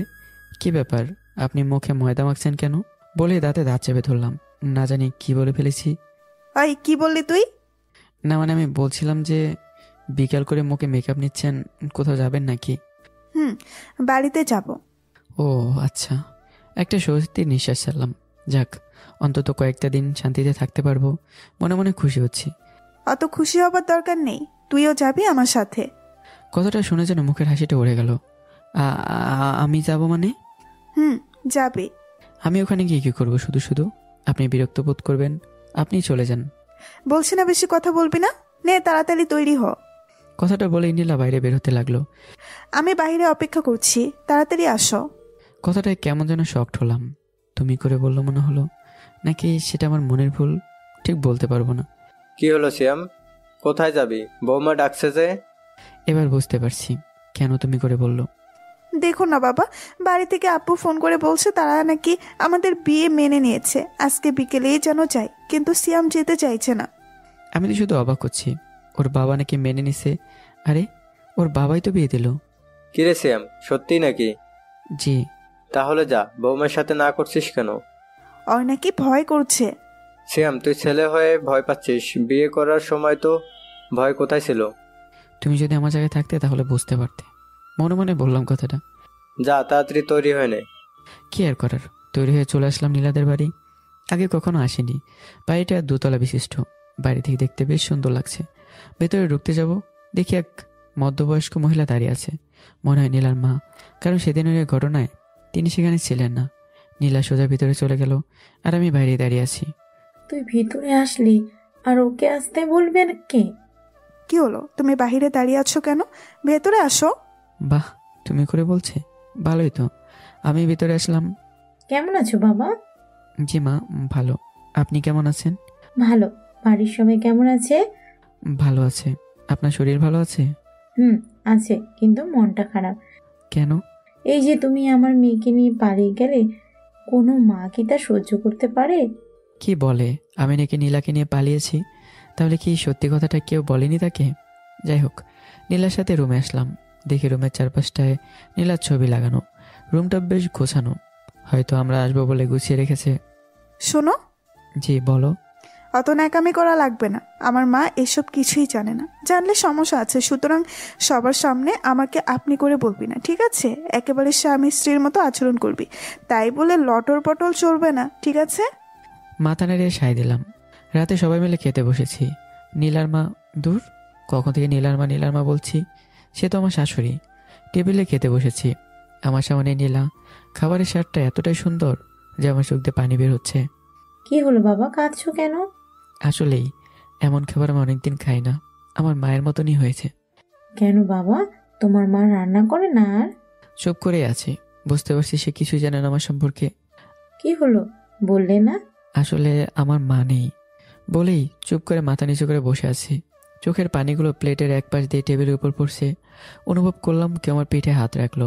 তাকে দিকে শাশুড়ি, তার চোখে পানি দেখা যাচ্ছে। বোকা ছেলে, এত বড় হয়ে গেছো, এখনো কান্না করছে, কেমন মেয়ে মানুষের মতো। আমিও তো তোমার আরেক মা এখন থেকে। খেয়ে নাও। খাওয়া দাওয়া শেষে রুমে এসে যে বিছানায় শুতে যাব, নিচে ঘুমানোর দরকার নেই, উপরে আসো। আমি তো রীতিমতো অবাক। আমি নিলে এক খাটের উপর পাশাপাশি। খাটের উপর শুতে দেওয়ার মানে এই না যে সবকিছুর পারমিশন দিয়েছি। মাঝে কোলবালিশ থাকলো, এটা পার হয়ে আসলে কুচি কুচি করে ফেলবো। হ্যাঁ, বিছানায় শুয়ে পড়লাম। নীলাদের বাড়িতে যেই কয়েকদিন ছিলাম, শাশুড়ির কাছ থেকে জামাই ওদের পেয়েছে সেই রকম। নীলা অনেক ভালোভাবে ছিল। ইস, নীলা যদি সবসময় তেমনই থাকতো। বাড়িতে আসছে আজকে সকালে, রুমের মধ্যে বসে আছি। তোকেও তো ন্যাকামি করতে বলেছিল কে আমার বাড়িতে? মানে বুঝলাম না, আমি আবার কি করেছি? কি করেছিস মানে? খুব ভালো লাগছিল তাই না? আরামের ছিলে, মনে রাখিস, এখন থেকে তা আর হবে না। বুঝলাম না, বাড়িতে আসার পর থেকে নীলার আবার কি হলো? পরদিন রেডি হয়ে ভার্সিটি যাব। ভাবলাম আমি আর নীলা আজকে একসাথেই যাব, কিন্তু তার হলো না। নীলা ওর বান্ধবীদের সাথে বাইকে করে আগেই চলে গেছে। ভার্সিটির গেট দিয়ে ঢুকতেই নীলয় দৌড়ে এসে হাজির। কি হয়েছে নিলয়? ভাই আপনি আসছেন, দেখেন নীলা কি করছে। দেখলাম চুলের সাথে চুনগাম লাগিয়ে দিয়েছে। ভাইয়ের একটা কিছু করতে হবে। ঠিক আছে, তবে তার জন্য তোমাকে একটা কাজ করতে হবে। কি কাজ ভাই বলেন? ওদের উস্কে দিতে হবে যাতে ওরা তোমার দৌড়ানি দেয়। কি বলেন ভাই, আপনি বাঘের সামনে খাবার বানাতে চাচ্ছেন? কিছুই হবে না, যাও। নীলয় জানি না কি বললো নীলাদের। দেখলাম সবাই মিলে ওরা দৌড়ানি দিচ্ছে। আমি সুযোগ বুঝে ওদের বাইকের চারপাশে চুনগাম লাগিয়ে দিলাম। এমনভাবে লাগিয়েছি যাতে কেউ দেখতে না পারে। আমি আর সেখানে দাঁড়াইনি, বাড়িতে চলে আসলাম। কিছুক্ষণ বাদে দেখলাম নীলাও চলে আসছে। জামা কাপড়ে চুনগাম লেগে আছে, চোখে মুখে রাগ ও বিরক্তির ছাপ। আমার দিকে কেমন করে যেন তাকিয়ে দরজাটা বন্ধ করে দিল। আমার দিকে এগিয়ে আসছে। তাহলে কি নীলা জেনে গেছে চুনগাম কে লাগিয়েছে? না জানি কপালে আজকে আর কি আছে। নীলা আমার কাছে এগিয়ে আসছে। আমি তো ভয়ে ভিজা বেড়ালের মতো চুপসে আছি। না জানি কপালে কি আছে আজকে। কি ব্যাপার, আপনি আমার দিকে এভাবে তাকিয়েছেন কেন? আর কাছে আসছেন কেন? আসছি কেন জানিস না? কি করেছিস তুই? আমি আবার কি করলাম? এগুলো কি করেছিস? কি বলছেন? আমি আবার এগুলো কখন করলাম? কখন করলি মানে? ভার্সিটিতে বাইকের সাথে লাগিয়েছিল কে? সেটা আমি কিভাবে বলবো? ভালো সাজা হচ্ছে আমার সাথে। কি আর করার, পুরোনো অভ্যাস তো আর বাদ দেওয়া যায় না। তাছাড়া তো নীলা এখন আমার বউ, তাই আবার লিপকিস করে দিলাম। দেওয়ার সাথে সাথেই নীলা আমাকে জোরে ধাক্কা দিল। পেছনের দেয়াল থাকায় মাথাটা সোজা দেয়ালের সাথে লাগলো মনে হলো। তারপর কি হয়েছে আমার আর মনে নেই। যখন জ্ঞান ফিরল, তাকে দেখে আমি হাসপাতালের কেবিনে শুয়ে আছি, মাথায় ব্যান্ডেজ করা। পাশে নীলা বসে আছে, অন্যদিকে মুখ করে। অনেক বাংলা ছবিতেই দেখেছি কারো মাথায় যদি আঘাত লাগে তার নাকি মেমোরি লস হয়ে যায়। ভাবছি তেমন একটু অভিনয় করলে কেমন হয়, তাহলে নীলারও মন মানসিকতা বুঝতে পারবো। দেখলি আমাকে কিস করার জ্বালা, সোজা হাসপাতালে ভর্তি করা লাগলো। শালির এখনো দেখি দিমাগ কমেনি। কোথায় আমার মাথা ফেটে গেছে তার জন্য মনের মধ্যে একটু ভয় থাকবে, যত্ন নেবে, তা না। ঠিক আছে, আমিও কি কম নাকি? মানে কি আপনি? দেখ, আমার সাথে অভিনয় করবি না, ঠিক আছে? কি আপনি আর কি বলছেন এসব? আর আমি কে? কোথায় এটা? আমি এখানে শুয়েছি কেন? নীলার মুখের দিকে তাকিয়ে দেখলাম চোখগুলো কেমন যেন বড় বড় হয়ে আছে। অবাক হয়ে তাকিয়ে আছে। কিছুক্ষণ বাদে আব্বু আসলেন ভিতরে। আব্বুর সাথে একটু অভিনয় করা দরকার। কেমন ছেলে তুই? খাট থেকে পরে মাথা ফেটে যায়। এ কি বলে? আমি নাকি খাট থেকে পড়েছি? খাট থেকে পড়লে কি কারো মাথা ফাটে? যাই হোক, বলা যাবে না কি হয়েছিল। এখন কেমন লাগছে তোর? ভালো, কিন্তু কে আপনি? আব্বুকে দেখলাম অবাক হয়ে তাকিয়ে আছে। একবার নীলার দিকে তাকায়, তো আরেকবার আমার দিকে তাকায়। মানে ফাজলামি করছিস নাকি আমার সাথে? আমি কিছু বললাম না। যদি আবার সন্দেহ করে, কিছুক্ষণ বাদে ডাক্তার আসলেন। খেয়াল করে দেখলাম এটা সোহাগের বোনের স্বামী। আমার সাথে ভালো পরিচিত আছে তার, বাবাও চিনেন তাকে। শফিক, দেখ না সিয়াম কি বলছে, আমাদের কাউকে নাকি চিনতে পারছে না। কথাটা শুনে তিনি একবার বাবার দিকে তাকান, আরেকবার আমার দিকে। হয়তো সে জানে আমার কিছু হয়নি। সুযোগ বুঝে চোখের ইশারায় বুঝিয়ে দিলাম আমি যা বলছি তা সত্যি। আসলে কাকা মাথায় প্রচণ্ড জোরে আঘাত লাগায় ওর কিছু মনে নেই। ভয় পাবেন না, 1-2 মাসের মধ্যে ঠিক হয়ে যাবেন। যাক, ভালোই হলো। বাড়িতে নিয়ে আসা হলো আমাকে। মাথা ফাটার কারণ হলেও বিছানায় ঘুমানোর সৌভাগ্য হয়েছে। নীলাও দেখি আমার সাথে তেমন একটা জোর করে না। কেটে গেল 20 দিন। নীলা তো রোজ ভার্সিটি যায়, কিন্তু আমার সাথে যাওয়া হয় না। জানি না ভার্সিটি গিয়ে নীলা কি করে এখন। রাতে শুয়ে আছি, হালকা শীত পড়তে শুরু করেছে। ইচ্ছে করেই নীলার পায়ের উপর পা তুলে দিলাম। মনে হলো কোনো পিঁপড়া কামড় দিল। তাড়াতাড়ি বাটা সরিয়ে নিলাম। নীলা আমার দিকে ঘুরে মুখটা কাছে নিয়ে এসে বলল, আমার গায়ে পা দিবি না, ঠিক আছে? তুমি নাকি আমার বউ, পা দিলে কি হবে? অনেক কিছু দিতে না বলছি, তো দিবি না? নীলা টোটা আমার মুখের কাছেই। ইচ্ছে করছে আজকে একটা বসিয়ে দেই। বউ, একটা কথা বলি। কি? তোমার ঠোঁটগুলো না খুব সুন্দর, একটা কিস দেই। চুপ, বেশি কথা বলবি না, নাহলে কিন্তু নিচে ঘুমাতে হবে। আমি আর কিছু না বলে পাশ ফিরে ঘুমিয়ে পড়লাম। সকালে নীলা ভার্সিটি চলে গেল। ভার্সিটিতে যাওয়ার জন্য খুব মন চাইছে, কিন্তু পারছি না। যদি নীলা জেনে যায় সেজন্য। দুপুরের দিকে খেয়ে দিয়ে শুয়ে আছি। রাফিকে ফোন দিলাম, অনেকদিন ধরে কথা হয় না। কিরে রাফি, কেমন আছিস? সিয়াম, তুই তোর নাকি মেমোরি লিস হয়ে গেছে? আরে না। মানে? রাফিকে ঘটনাটা খুলে বললাম।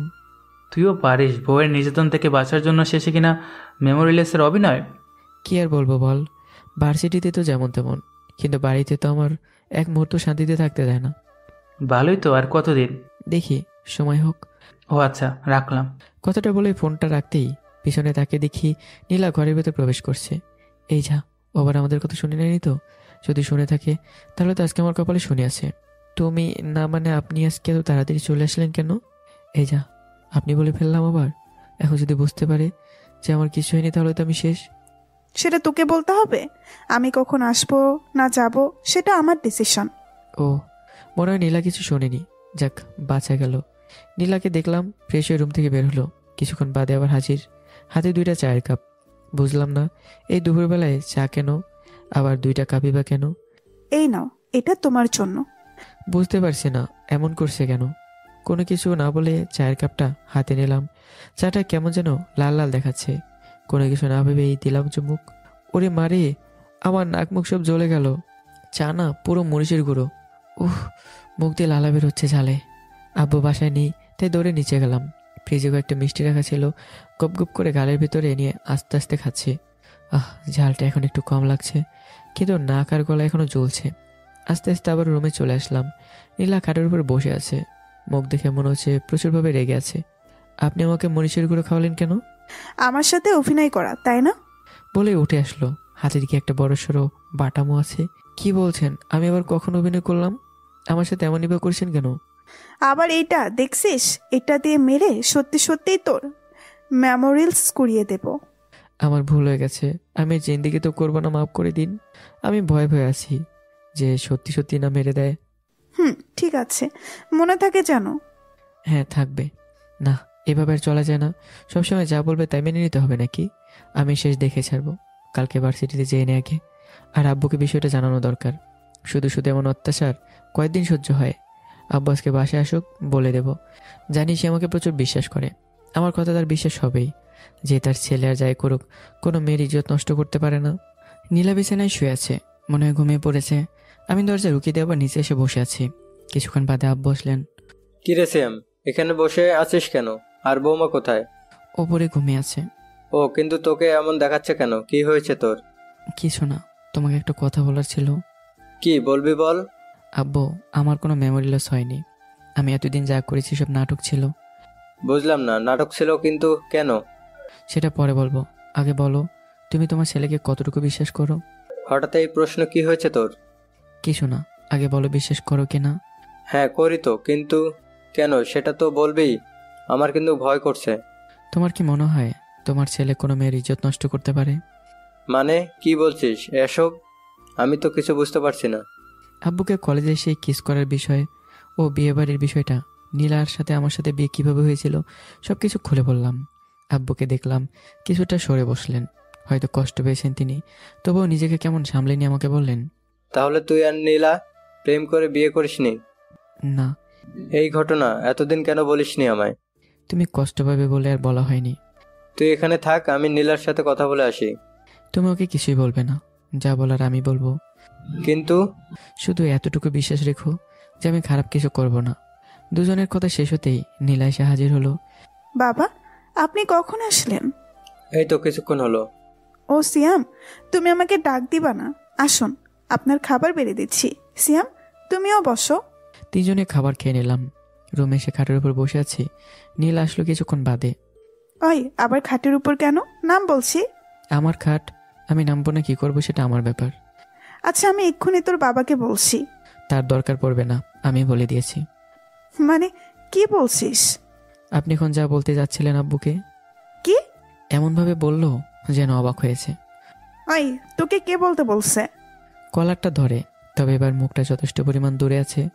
তো কি বা করবো? রোজ রোজ আপনি আমাকে ভয় দেখাবেন, আর যা করতে বলবেন তাই করবো ভেবেছেন? হ্যাঁ করবি, আমি যা বলবো তোকে তাই করতে হবে। মামা বাড়ির আবদার নাকি? আগে বল, তুই বাবাকে বলবি কেন? আপনি তো একদিন না তো একদিন বলেই দিতেন, তাই আমি বলে দিয়েছি। কে বলেছে আমি বলে দিতাম? আমি তো তোকে ভয় দেখানোর জন্য বলতাম। মানে? তুই আমাকে ভার্সিটির সকলের সামনে কিস করেছিলি, যার জন্য তোকে শাস্তি দেওয়ার জন্য বিয়ে করেছিলাম, আর তোকে ফাঁসানোর জন্য উপায় করছিলাম। আর তুই কি বলে দিলি বাবাকে? উনি কষ্ট পাবে না এখন? কষ্ট পেলে আমার বাবা পাবে, আপনার কি? আমার কি মানে? উনি আমার শ্বশুর হন। তাছাড়া তোর সাথে আমার শত্রুতা রয়েছে, ওনাকে বললি কেন? না বলে কি করব? আজকে আপনি আমার সাথে কি করেছেন, আমার মুখটা এখনো জ্বলছে। করব, 100 বার করব, পারলে তুইও করিস। শুধু এতটুকু মনে রাখবি, যা দিবি তার থেকে বেশি পাবি। আবারও কলারটা ধরলো। ঠিক আছে, সেটা দেখা যাবে। এখন নিচে চল। কেন? যাবি নাকি মারবো? এই না না, যাচ্ছি। বাবা, আপনাকে একটা কথা বলার ছিল। কি? সিয়াম আপনাকে যা বলছে সবই সত্যি, কিন্তু একটা কথা বলা হয়নি। কি? আসলে আমি সিয়ামকে ভালোবেসে ফেলেছিলাম, সিয়ামকে বিয়ের কথাও বলেছিলাম, কিন্তু ও না করে দেয়, সেজন্যই আমি তেমনটা করেছিলাম। আব্বু আমার দিকে তাকালো, আমি মাথা ঝাঁকিয়ে না করছি। আর অবাক হচ্ছি, মায়া বলে কি ওনাকে আমারে ভালোবাসে? ভালোবাসার তো কোনো বহিঃপ্রকাশ দেখলাম না। নাকি ওর মরিচের গুঁড়ো বাটাম এগুলো কেউ ভালোবাসা বলছে? বাবা দেখছেন, ও এখনো না বলছে। আপনি যদি বিশ্বাস না হয় তো আমার বান্ধবীদের সাথে কথা বলে দেখুন। আরে ওর বান্ধবীগুলোই তো আমাকে ফাঁসাইছে, ওদের কাছে আর কি শুনবে? মনে মনে বললাম। শ্যাম, এটা কি সত্যি? এখনো না করবে? আপনি চাইলে আমার বান্ধবীদের সাথে কথা বলুন। ঠিক আছে মা, তুমি ঘরে যাও, আমি বিষয়টা দেখছি।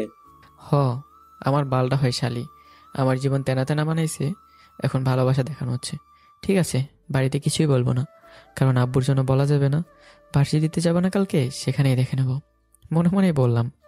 আচ্ছা, তোমরা দুজনে ঘরে যাও। আর শ্যাম, বৌমাকে যদি এরপর থেকে কিছু বলিস তো তোকে বাড়ি থেকে বের করে দিব। তুমি একটা মেয়ের জন্য আমাকে এই কথা বলতে পারলে? বলে রুমের দিকে হাঁটা দিলাম। নীলার মুখের দিকে তাকিয়ে দেখলাম এক বিজয়ের হাসি। ঠিক আছে, আমি দেখে নেব। রুমে চলে আসলাম, নীলাও আসলো। কেমন দিলাম এখন? কোথায় যাবা চান্দু? ঠিক আছে, আমি দেখে নেব। তুই আর কি দেখবি? আমার যা দেখার আমি তো দেখে নিয়েছি। আমার নিচের দিকে তাকিয়েই, এই ভালো হবে না কিন্তু। কত বড় ফাজিল মাইয়া। বিড়বিড় করে কি বলছিস? বলছিলাম যে আজকে কি বার? কেন? না মানে কপালে তো আজকে শনি দেখছি, তাই ভাবলাম শনির দশা হয়েছে। আরো কত কি হবে? বলেই বিছানায় শুয়ে পড়লো। রাত 12টা বাজে। নীলা খাটের উপর শুয়ে আছে আর আমি নিচে। শীত পড়েছে, তাই নিচে শোয়ার জন্য ঠান্ডা লাগছে। না, এভাবে নিচে থাকা যাবে না, যেভাবে হোক উপরে ঘুমাতে হবে। আস্তে করে রুমের দরজাটা খুলে স্টোর রুমে গেলাম। অনেক ময়লা আছে ঘরটিতে, চারপাশ দিয়ে তেলাপোকাও, অন্যান্য ছোট ছোট পোকামাকড়ও। 3টা তেলাপোকা নিয়ে এসে কম্বলের নিচে হালকা উঁচু করে নীলার পায়ের কাছে নিয়ে ছেড়ে দিয়ে শুয়ে আছি। আহ! নীলা জোরে চিৎকার দিয়ে ওঠে। আমি উঠে রুমের লাইটটা জ্বালিয়ে দেখি নীলা বসে আছে, পাগুলো এখনো কম্বলের ভিতরে আছে, কি হলো, চিৎকার দিলেন কেন? পায়ে মনে হলো কিসে যেন সুড়সুড়ি দিল। বলে আবারও চিৎকার দিয়ে দাঁড়িয়ে পড়ল। তেলাপোকাগুলো যেন মুক্তি পেল, ওরে দেয়ালের সাথে বসে পড়ল। কি, সামান্য তেলাপোকা দেখে ভয় পান? আমি ভয় পাই না, হঠাৎ করে তাই এমন মনে হলো। কিন্তু তেলাপোকাগুলো আসলো কোথা থেকে? খাটটা পুরনো হয়ে গেছে তো, তাই মনে হয় তেলাপোকা বাসা করেছে। কি? কেন, ভয় পেলেন নাকি? না, আমি ভয় পেতে যাব কেন? ঠিক আছে, তাহলে শুয়ে পড়ুন, আমি লাইটটা অফ করে দিই। এই না। কেন, ভয় পাচ্ছেন? মাথাটা নাড়িয়ে সায় দিল। আসলে হঠাৎ করে তো, তাই ভয় লাগছে। বলছিলাম আজকের মতো তুইও উপরে ঘুমা। না না বাবা, আমি নিচেই ভালো আছি।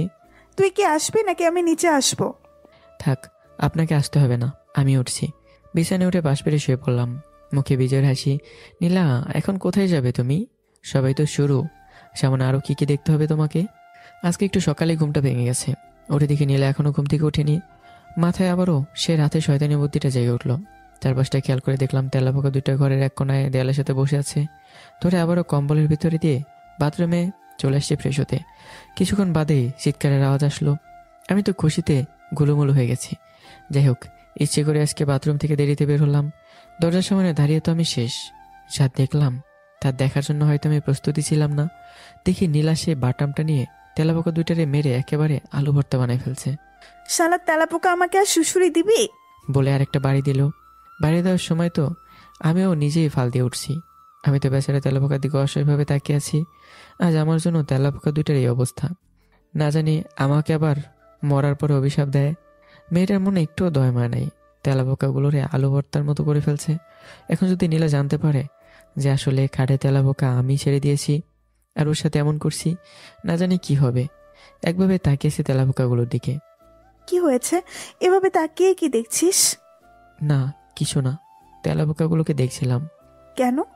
আপনার একটু হাত কাঁপলো না তেলাপোকাগুলোকে মারার সময়? না, সাহস কত বড় আমার পায়ে সুশুরি দেয়। তেলাপোকা কি জানতো? জানলে তো মনে হয় না আর আপনাকে সুরসুরি দিত। জানবে না মানে? জানতে হবে, না হলে এই অবস্থা হবে। আর হ্যাঁ, দেখে রাখ, আমার সাথে লাগতে আসলে বলা যায় না, তোরও এমন অবস্থা হতে পারে। আমি কিছু না বলে দাঁড়িয়ে আছি। সত্যি বলতে ভয় করছিল। কেমন মেরে, কোনো বিশ্বাস নেই। বাড়িতে চুপচাপ সবকিছু সহ্য করে নেওয়াই ভালো। আচ্ছা, আমি ভার্সিটিতে যাব, থাকেন। তোরে ধরে রাখছে কে? বলে বাড়ি থেকে বের হয়ে আসলাম। রাস্তার পাশ দিয়ে হাঁটছি, হঠাৎ মনে হলো কেউ যেন পিছন থেকে মাথায় একটা থাপ্পড় দিল। মাথায় হাত দিয়ে পিছনে তাকাতেই পাশ দিয়ে বাইক চলে গেল। খেয়াল করে দেখলাম নীলা বাইকের পিছনে বসে আছে আর আমার দিকে তাকিয়ে মুখ বাঁকা করে চলে গেল। ঠিক আছে, ভার্সিটিতে তো আমিও যাচ্ছি, তখন না হয় দেখে নেব। রাফিকে ফোন দিলাম। কিরে, কোথায় তুই? ভার্সিটিতে। গেটের সামনে দাঁড়ামে আসছে। ভার্সিটির কাছে আসতেই দেখি রাফি দাঁড়িয়ে আছে, পাশে নিলয়। ভাই কেমন আছেন? আর কই ছিলেন এতদিন? আর বলো না, সে এক বিশাল বড় ইতিহাস। তো বলো, কেমন আছো? ভালো আছি, কিন্তু নীলা তো আমাদের অতিষ্ঠ করে তুলছে। কেন, কি হয়েছে? আর বললেন না ভাই, আপনাকে একটা ছবি দেখানোর ছিল। কি ছবি দেখি? নীলার ফোন বের করে আমাকে দেখালো, যেখানে নীলার বান্ধবী সুমাইয়া একটা ছেলের সাথে গভীর চুম্বনে আবদ্ধ। এই ছবি তুমি কোথায় পেলে? সেদিন ক্যাম্পাসের পিছনে যে বাগানটা আছে ওইখানে ঘুরতে গিয়ে দেখেছিলাম, আর সুযোগ বুঝে ছবিটা তুলে রাখছি। বেশ ভালো কাজ করছো। ছবিটা তুমি আমার মোবাইলে দিয়ে সুমাকে খুঁজে বের করো। কেন? আরে সেটা পরে দেখতে পাবে, দাও। নীলার কাছ থেকে ছবিটা নিয়ে সুমাকে খুঁজতে লাগলাম। দেখি নীলার কাছ থেকে একটু দূরে ফোনে কারোর সাথে কথা বলছে। আমি সামনে গিয়ে ওর সামনে আমার মোবাইলটা যে ছবি আছে সেটা ধরলাম। ও দেখলাম আমার দিকে চোখ বড় বড় করে তাকিয়ে আছে। তোমার সাথে কথা আছে, এদিকে আসো। সুমাই আমার পিছন পিছন আসলো। কেমন আছো? ওই কুত্তা, তোর সাহস কি যে আমাকে তুমি করে বললিস? আর ছবিটা কই পাইলি? আরে আস্তে কথা বলো, মানুষ শুনতে পাবে। নিলয়, তুমি একটু ওইদিকে যাও তো, আমি ওর সাথে একটু কথা বলবো। আচ্ছা ভাই। তুমি তো আমার বউয়ের বান্ধবী, তাহলে আমার কি শালি, তাই তো? ওই মুখ সামলিয়ে কথা বলবি। আরে মাথা ঠান্ডা করো, রাগো কেন শালিকা? ছবিটা কত সুন্দর হয়েছে দেখো। আবারও ছবিটা দেখালাম। ছবিটা কই পাইলি? বলছিলাম ছবিটা যদি পুরো ভার্সিটিতে ছড়িয়ে দিই তাহলে কেমন হয়? খুন করে ফেলবো তোকে। ছবিটা ভার্সিটির যে অফিসিয়াল ফেসবুক পেজ আছে ওখানে ছেড়ে দেই। এই না না, এমনটা করবে না প্লিজ। এই তো লাইনে আসছো। আপনি ছবিটা কোথায় পেলেন? সেটা বড় কথা না, বড় কথা হলো তোমাকে আমার জন্য একটা কাজ করতে হবে, না হলে ছবিটা ছেড়ে দেবো। কি? এই কাগজটা নিয়ে গিয়ে নীলার পিছনে লাগিয়ে দিতে হবে। কি আছে কাগজে? তেমন কিছু না, শুধু লেখা আছে, আমি একটা চুন্নি, সবাই সাবধান। কি, নিজের বইয়ের গায়ে এসব লিখতে লজ্জা করে না? কিসের লজ্জা? বউ তো নামে, তাছাড়া ভার্সিটিতে কেউ তো আর জানে না। যা বলছি করো। যদি না করি তাহলে? ঠিক আছে, আমি ছেড়ে দিচ্ছি। এই না না, আমি যাচ্ছি। সুমাইয়াকে দেখলাম নীলার কাছে গেল, সবাইকে কি জন্য বললো, তাই সবাই ক্লাসের দিকে হাঁটা ধরলো। নীলা আর সুমাইয়া তার পিছনে হাঁটছে। সুযোগ বুঝে সুমাইয়া নীলার পিঠে কাগজটা লাগিয়ে দিল। আমি তো মনে মনে শয়তানে হাসি দিচ্ছি। নীলা যত সামনে এগোচ্ছে, সবাই কেমন করে যেন তার দিকে তাকাচ্ছে আর হাসাহাসি করছে। কি দিলেন ভাই, এবার বুঝবে কেমন লাগে। নীলাকে দেখলাম চারপাশে ভালোভাবে তাকাচ্ছে, হয়তো বুঝতে পারছে না কেন সবাই তার দিকে তাকিয়ে হাসছে। সুমাইয়াকে কি যেন জিজ্ঞাসা করলো, সুমাইয়াও কি যেন বললো, বোঝা গেল না। পুরো ভার্সিটিতে হাসির রোল পড়ে গেছে একেবারে। নীলার বান্ধবী রাইসাকে দেখলাম নীলার পিছনে এসে কাগজটা তুললো, হয়তো টের পেয়ে গেছে। কাগজটা পরে তো নীলা তেলে বেগুনে ফুলছে। তারপর নীলা সুমাইয়ের মাঝে কি কথা হলো বুঝলাম না। নীলাকে দেখলাম এক পর্যায়ে সুমাইয়াকে থাপ্পড় মেরে দিল। আহারে বেচারি সুমাইয়া, আমার তো সকালের সেই তেলাপোকার কথা মনে পড়ছে। না জানি সুমাইয়ারেও অমন করে নাকি। ওর মাঝে আরও কি যেন কথা হলো। হঠাৎ করে নীলা আমার দিকে তাকালো, চোখে মুখে রাগি ভাব। তেজ মাইল রে মনে হয়। সুমাইয়াকে সত্যি কথা বলে দিছে, আমার তো এখন বনবাসে যাওয়া লাগবে, না হলে হতে পারে তেলাপোকার মতো আমারও আলু ভর্তা করে ফেলতে পারে। নীলাকে দেখলাম আমার দিকে এগিয়ে আসছে, আমার আর পাইকে। আমি তো জোরে করে একটা নিঃশ্বাস ছেড়ে দিছি দৌড়। আজ 3 দিন হয়ে গেল সোহাগের বাসায় নিজেকে আত্মগোপন করে রেখেছি। সোহাগদের বাসায় সোহাগের সাথে থাকা হয়, বাইরে তো ভুলেও পা দেই না। ফোনটা অফ করে রাখছি যাতে কেউ যোগাযোগ করতে না পারে। বাইরে না জানি কি ঝড়টাই বয়ে যাচ্ছে। শুধু ভাবছি বাড়িতে কখন যাব। আব্বু একবার আসছিল সোহাগের বাসায় খোঁজ নেওয়ার জন্য, কিন্তু আমি সোহাগকে না করে দিয়েছিলাম, তাই বলেনি। সোহাগের ঘরে বসে টিভি দেখছি। আর কতক্ষণ থাকবি বাড়িতে, যাবি না নাকি? তোর কি মাথা খারাপ? বাড়িতে গেলে কি হবে ভাবতে পারছিস? আমাকে কুচু কুচু করে পানিতে ভাসিয়ে দেবে। কি সমস্যা? একটা মেয়ে মানুষকে দেখে ভয় পাস? ওকে সামান্য বলিস না, খুবই ডেঞ্জারাস মেয়ে। ওই যে রাস্তায় দেখিস না পাগলা কুকুর, কি ভয়ঙ্কর, তার থেকেও বেশি। এতই যদি ভয় পাস তো লাগতে চাস কেন? অতটাও ভয় পাই না যে কিছুই বলতে পারবো না ওকে। আচ্ছা, তাহলে আজকে ভার্সিটিতে যা, এখনো অনেক সময় আছে। আজকে যেতে ইচ্ছে করছে না রে। যেতে ইচ্ছা করছে না নাকি ভয় পাচ্ছিস?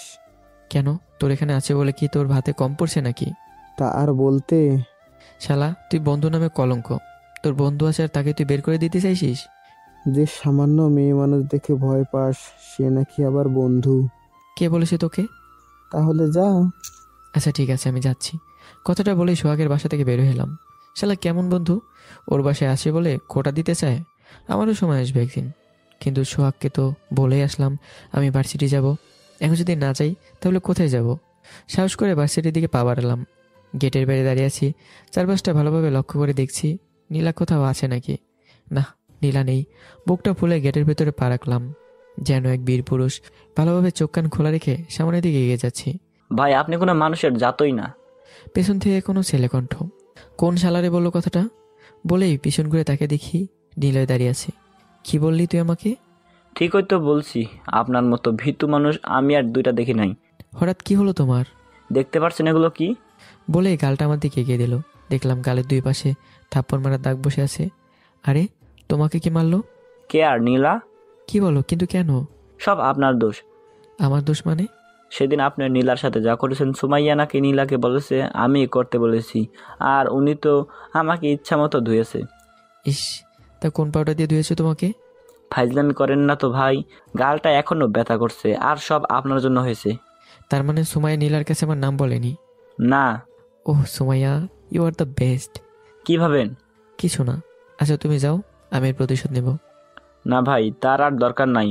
উনি যা ধুয়েছেন আমাকে, আমি তো আর জীবনে কোনো মেয়ের সাথে লাগবো না। কথাটা বলেই নীলয় চলে গেল। যাক বাবা, সুমাইয়া তাহলে নীলাকে সত্যিটা বলেনি, শুধু শুধু ভয় পাচ্ছিলাম। মিমকে দেখলাম গেট দিয়ে আসছে। আরে সিয়াম, কেমন আছো? ভালো, তুমি কেমন আছো? ভালো। তুমি নাকি নিখোঁজ হয়ে গিয়েছো, এমনটা রাফি বলল। আরে না, আমার বন্ধুর বাসায় ছিলাম। তার কারণটা কি? তোমাকে বলতে পারি যদি কাউকে না বলো। কি? আমি না বিবাহিত। কি বলছো তুমি?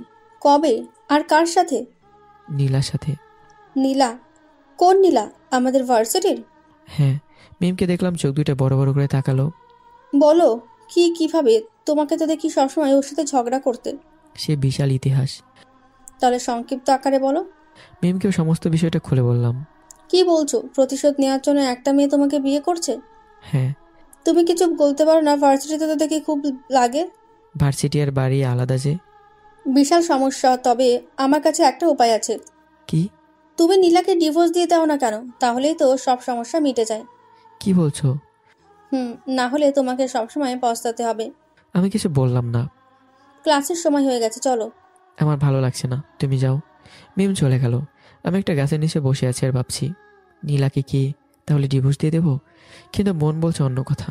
ওকে ডিভোর্স দিয়ে দিলে কার সাথে ঝগড়া করব? ভাবতেই কেমন যেন একা একা লাগছে। তাহলে কি আমি নীলাকে ভালোবাসি? কিছুই বুঝতে পারছি না, ভালো লাগছে না। তাই বাড়ির দিকে রওনা দিলাম। যা হবার হবে, মেরে তো আর ফেলবে না। বাড়ির সামনে দাঁড়িয়ে আছি, ভেতরে যাওয়ার সাহস পাচ্ছি না। আব্বু মনে হয় বাড়িতে নেই। দরজায় বেল দিলাম। নীলা দরজা খুলে দিল। ভালোভাবে খেয়াল করে দেখলাম নীলা নীল শাড়ি পরেছে। মুখটা কেমন যেন শুকনো, চোখে কিছু একটা হারানোর ছাপ। চোখগুলো বড় বড় করে আমার দিকে তাকিয়ে আছে।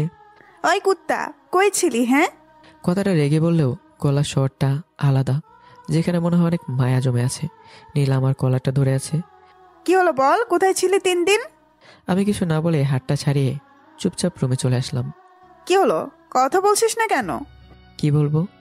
কোথায় ছিলি 3 দিন? তা জেনে আপনি কি করবেন? আমি কি করব মানে? আমার কত চিন্তা হচ্ছিল, তুই জানিস? আমার জন্য আপনার কেন চিন্তা হবে? তাছাড়া আপনি তো মনে হয় এটাই জান যে আমি বাড়িতে না থাকি। চুপ, বেশি কথা বলবি না। ওই দিন ভার্সিটি থেকে দৌড় দিলি কেন? এমনি, হঠাৎ করে কি যেন মনে পড়ে গিয়েছিল তাই। মিথ্যা বলার কি দরকার? বল, আমাকে দেখে ভয় পালিয়েছিস? যা ভাবেন তাই। নীলা আর কিছু বললো না। বিকেলের দিকে আব্বু বাড়িতে আসলো। কই ছিলি এতদিন? আমার এক বন্ধুর বাসায় ছিলাম। তোর কোন এমন বন্ধুর বাসায় ছিলি যে আমি তাকে চিনি না? নতুন বন্ধু, ওকে তুমি চেনো না। ভালো কথা, একবার তো ফোন দিয়ে বলতে পারতি। মোবাইলে চার্জ ছিল না। কেন, চার্জ দেওয়া যায় না মনে হয়? আব্বু আর অনেক কিছু বলল, আমি আর কিছু বলিনি। রাতে খাবার খেয়ে রুমে এসে নিচে বিছানা করছি। এই ঠান্ডার ভেতরে নিচে থাকার দরকার নেই, চাইলে উপরে আসতে পারিস। না, নিচে ভালো আছি। অনেকক্ষণ ধরে দেখছি তুই আমার সাথে তেড়াভাবে কথা বলছিস। কখন বললাম? তুই কি উপরে আসবি না? তোর মাথা ফাটাবো। ফাটিয়ে দিন, কে না করেছে আপনাকে? আমি তো খেলার পুতুল, আপনি যখন যা বলবেন তাই করতে হবে। তার চেয়ে ভালো মাথাটা ফাটিয়ে দিন, যদি এর থেকে একটু রেহাই পাই। নীলা কিছু বলল না, বাটামটা হাত থেকে রেখে দিল। আমার দিকে চোখগুলো বড় বড় করে তাকিয়ে আছে, কিন্তু আর চোখের মাঝে কোনো রাগের চিহ্ন দেখা যাচ্ছে না। কি হয়েছে রে তোর, বলবি আমাকে? যা হয়েছে না হয়েছে আপনি জানি কি করবেন। বলবি তো, যদি কিছু করতে পারি। আমাকে ডিভোর্স দিতে পারবেন? নীলা কিছু বলল না, চোখগুলো বড় বড় করে তাকিয়ে আছে আমার দিকে। আমি আর কিছু না বলে পাশ ফিরিয়ে নিচে ফ্লোরে শুয়ে পড়লাম। আমি ডিভোর্স দিই আর তুই শান্তিতে থাকবি, তাই না? তা তো আর হতে পারে না। জানতাম পারবেন না, শুধু শুধু জিজ্ঞাসা করলেন কেন? নীলাকে আর কিছু বলতে শুনলাম না। যাক, ভালোই হলো, ডিভোর্স দিলে অন্তত শান্তিতে তো থাকতে পারবো। কিন্তু একটা বিষয় এখনো বুঝতে পারছি না, নীলা কেন উপরে শোয়ার জন্য বললো? আর চোখ মুখেও আগের মতো তেমন রাগ নেই, কেমন যেন মায়া কাজ করছে। কিছুই বুঝতে পারছি না, মাথাটা কাজ করছে না। ধুর, ওখানে তো ভাবছি কেন, তার থেকে ঘুমিয়ে পড়াই ভালো। সকালে ঘুম থেকে উঠে দেখি নীলা বিছানায় নেই। না থাকলে কি বলা যায় না, নতুন কোনো ফোন দিয়ে আসছে হয়তো আমার জন্য। রাতে নীলাকে কি বলেছি ভাবতে কেমন জন্য লাগছে, যদি আবার আব্বুর কাছে বলে দেয় তখন। যাই হোক, ঘুম থেকে উঠে বাথরুমে চলে গেলাম ফ্রেশ হওয়ার জন্য। ফ্রেশ হয়ে বাইরে বেরিয়ে দেখি নীলা ঘরের ভেতর আসছে, হাতে 2টা চায়ের কাপ। না জানি আবার সে মরিচের গুঁড়ো মিশিয়ে আনছে নাকি। না বাবা, আজকে তুমি মরে গেলেও চা খাবো না। কি হলো, এমন ভাবে তাকিয়ে আছো কেন? বাহ, সেদিনের মতো তুমি করে বলছে, নিশ্চয়ই কোনো ঘাবলা আছে। কি হলো, এমন ভাবে তাকিয়ে আছো কেন? কিছু না বলে মাথাটা নিচু করে খাটের কাছে গিয়ে দাঁড়ালাম। এই নাও, তোমার জন্য চা বানিয়ে আনছি। আমি চা খাই না। কে বলছে নাও খাও বলছি? না, খাবো না। খাবে নাকি জোর করে খাওয়াবো? কেন খাবো, মরার জন্য নাকি? মানে? আমার এখনো মনে আছে সেদিনের কথা, নাক মুখ জ্বলে একেবারে মরে যাওয়ার উপক্রম ছিল। আজকে সত্যি চা বানিয়ে আনছি। তবুও আমি খাবো না। আচ্ছা, আমাকে একটু খুলে বলবে কি হয়েছে তোমার? কিছুই হয়নি, কি হবে? যা হবার তা তো আগে থেকে হয়ে আছে। মানে কি বলছো তুমি? আমি কি তোমাকে বেশি জ্বালাতন করি? না, আদর করেন। কি হয়েছে তোমার? কালকে থেকে দেখছি আমার সাথে কেমন হেয়ালিপনা করে কথা বলছো। তো কি করব? আপনি আমার জীবনে সব শান্তি কেড়ে নিয়েছেন। আপনার জন্য না বাড়িতে না ভার্সিটিতে শান্তিতে থাকতে পারি। সব আমারই দোষ। কেন যে সেদিন লাগতে গেলাম, রাফি ঠিকই বলেছিল, লাগিস না, না হলে তোর জীবন তেজপাতা হয়ে যাবে। খাটের উপর বসে থেকে হাত দুইটা দুই পাশে ভর দিয়ে কথাটা বলে ফেললাম। তো কেন এসেছিলে লাগতে? না আসলেই তো আমার জীবনটা এমন হতো না। জানি ভুল হয়ে গেছে, ডিভোর্স দিয়ে দিলেও আপনিও শান্তিতে থাকতে পারবেন আর আমিও। নীলাকে দেখলাম কিছু না বলে চায়ের কাপ দুইটা হাতে নিয়ে দরজার সামনে দাঁড়িয়ে আছে। কি বলছো এসব তুমি? তুমি কি জানো তোমাকে ছাড়া আমি এক মুহূর্তও থাকতে পারবো না? তা কেন পারবেন? কেন সবসময় আমাকে জ্বালিয়ে তো আপনার শান্তি? কথাটা বলে বাড়ি থেকে বের হয়ে গেলাম। কিরে সিয়াম তুই? কেন আসতে পারি না? সেটা না, ভার্সিটিতে যাসনি আজকে? না। কেন? আব্বুর সাথে সারাদিন রেস্টুরেন্টে কাজ করেছি, বিকেল হয়ে গেছে। প্রতিদিনের মতো আব্বু বাড়িতে যাওয়ার জন্য প্রস্তুতি নিয়েছে। সিয়াম চল। না আব্বু, তুমি যাও, আমি পরে আসবো। কেন, সেই সকাল থেকে আসিস, বাড়িতে চল। বললাম তো তুমি যাও। বলতো সিয়াম, কে হয়েছে তোর? কি হবে? কিছু হয়নি, তুমি যাও। ঘড়ি কাটায় তখন রাত 10টা বাজে। এখনও রেস্টুরেন্টে বসে আছি, বাড়িতে যাবার কোনো ইচ্ছে নেই। কি হবে বাড়িতে গিয়ে? আবার নীলা সেই কাণ্ড। ক্যাশে বসে আছি আর মিল করছি। আরে সিয়াম, তুমি এখানে? মাথাটা উঠিয়ে দেখি মিম দাঁড়িয়ে আছে। আরে মিম, তুমি এত রাতে এখানে কি করো? রাতের জন্য কিছু খাবার নিতে আসছিলাম। আব্বু আম্মু বাড়িতে নেই তো, কিন্তু তুমি এখানে? আমাদের রেস্টুরেন্ট। ওয়াও, আগে কখনো বলনি তো। আমি মাঝে মাঝেই আসি, তোমাকে তো দেখি না। আমি তেমন একটা আসি না। আচ্ছা রাগ না করলে দুজনে একসাথে ডিনার করি। রাগ করবো কেন? আমরা তো বন্ধু, তাই না? মিম আর আমি টেবিলে বসে খাবার খাচ্ছি। তারপর বলো, তোমার আর নীলার কি খবর? ধুর, ওর কথা বলো না তো। ওর জন্যই এখনো বাসায় যাইনি। কেন, ভয় পাও নাকি? তুমি আর আমি যে একসাথে ডিনার করছি, সেটা নীলা যদি জানতে পারে কি হবে? কি হবে? কিছুই না। তাছাড়া আমি কাউকে ভয় পাই নাকি? সিয়াম, পেছন থেকে কেউ একজন বলে উঠল। তাকে দেখি নীলা দাঁড়িয়ে আছে আর আগে ফুসছে। বলতে না বলতেই হাজির। মিম কথাটা আস্তে করে বলল, চুপ করবা একটু। তুই আজকে বাড়িতে আসবি না, তোকে কুচি কুচি করে কাটবো। কথাটা বলেই নীলা চলে গেল। বুঝলাম না নীলা রেস্টুরেন্টে আসছে কেন। না জানি আজকে কপালে কি আছে। আমি তো আজকে রাতে আর বাড়িতেই যাব না। মিমকে দেখলাম সামনে বসে হাসছে। আজকে তো মনে হয় নীলা তোমাকে ঝেড়ে দিবে। ধুর, কিছু বললো না তো। নীলা যাবার পরপরই দেখলাম আব্বুর ফোন। কিরে সিয়াম, কই তুই? রেস্টুরেন্টে। কত রাত হয়েছে, তাড়াতাড়ি বাড়িতে আয়। নীলা তোর জন্য চিন্তা করছে। বুঝলাম না, নীলা আবার কিছু বলে দেয়নি তো আব্বুকে? জানি না। বাড়িতে চলে আসলাম। রুমে এসে দেখি নীলা খাটের উপরে মাথা নিচু করে বসে আছে। আমি আসতে মাথাটা উঁচু করে তাকালো। খেয়াল করে দেখলাম চোখের কোনো পানি জমে আছে। ওই মিমের সাথে তোর কি? কথাটা বলে আমার কলারটা ধরে দেয়ালের সাথে চেপে ধরলো। উহ, ব্যথা লাগছে তো। লাগুক, বল ওই মেয়ের সাথে তোর কি? তো কি করব? বাড়িতে এসে আপনার এমন নির্যাতন সহ্য করব? হ্যাঁ করবি, তাই করবি, তবু ওই মেয়ের কাছে যেতে পারবি না। ব্যথা লাগছে, ছাড়ুন। তুমি কি বোঝো না? কি বুঝবো? আমি যে তোমাকে ভালোবাসি। কোনটা ভালোবাসা? প্রতিদিন আমাকে নির্যাতন করে এটাকে বলছেন? হ্যাঁ, এই নির্যাতনের মাঝেই কখন যে তোকে ভালোবেসে ফেলেছি তা নিজেও জানি না। জানো, ওই 3 দিন যখন তুমি আমার সাথে ছিলে না, তখন তোমাকে অনেক মিস করেছি। বুঝতে পেরেছি যে তোমাকে ছাড়া আমি থাকতে পারবো না। আমি কিভাবে মানবো? এটা আপনার নতুন কোনো ফোন দিই? কি করলে বিশ্বাস করবে যে আমি সত্যিই তোমাকে ভালোবাসি? যদি তোমার ওই ঠোঁটের ভাগ আমাকে প্রতিদিন দাও আর আমাকে না জ্বালাও, তাহলে। জানি কখনোই করবে না, তাই ভেবেচিন্তেই বললাম। ঠিক আছে, লাইট অফ করো। আমি তো অবাক। বলে কি, লাইট অফ করব কেন? তাহলে কি নীলা সত্যি আমাকে ভালোবাসে, নাকি লাইট অফ করে সে বাটন দিয়ে ভালোবাসা নিবেদন করবে? কি হলো, দাঁড়িয়ে আছো কেন? না না, লাইট অফ করার দরকার নেই। বুঝেছি, আপনি আমাকে খুব ভালোবাসেন। কি বুঝছো, নিবে না ভাগ? না বাবা, দরকার নেই, আমি ভালো আছি। তুমি করবা না? না। করবা না তো? বললাম তো না। ঠিক আছে, দাঁড়াও, তোমাকে দেখাচ্ছি। বলেই লাইট অফ করতে গেল। লাইট জ্বালান, আমার ভয় করছে।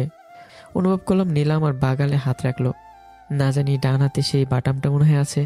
বাস, পুরোটা বলার আগেই মুখটা বন্ধ হয়ে গেল। এভাবে কেউ কিস করে? আরেকটু হলে তো মরে যেতাম। তাই না? তাহলে তো আজকে তোমাকে মেরেই ফেলবো। আমাকে ছাড়া অন্য মেয়ের সাথে ডিনার করা, তাই না? বলে আবারও বসিয়ে দিল। লাইট কিন্তু অফ আছে। আপনারা এখনো তাকে কি দেখছেন? যান যান, আপনারা আপনাদের কাজে যান। এখন আমাদের অনেক বড় কাজ হবে। তো বন্ধুরা, গল্পটি এখানেই শেষ হলো। কেমন হয়েছে দুষ্টু মিষ্টির কাহিনীটি কমেন্ট করতে বলবেন না। পরবর্তী গল্প শীঘ্রই আসছে। ভালো থাকবেন, সুস্থ থাকবেন। টাটা।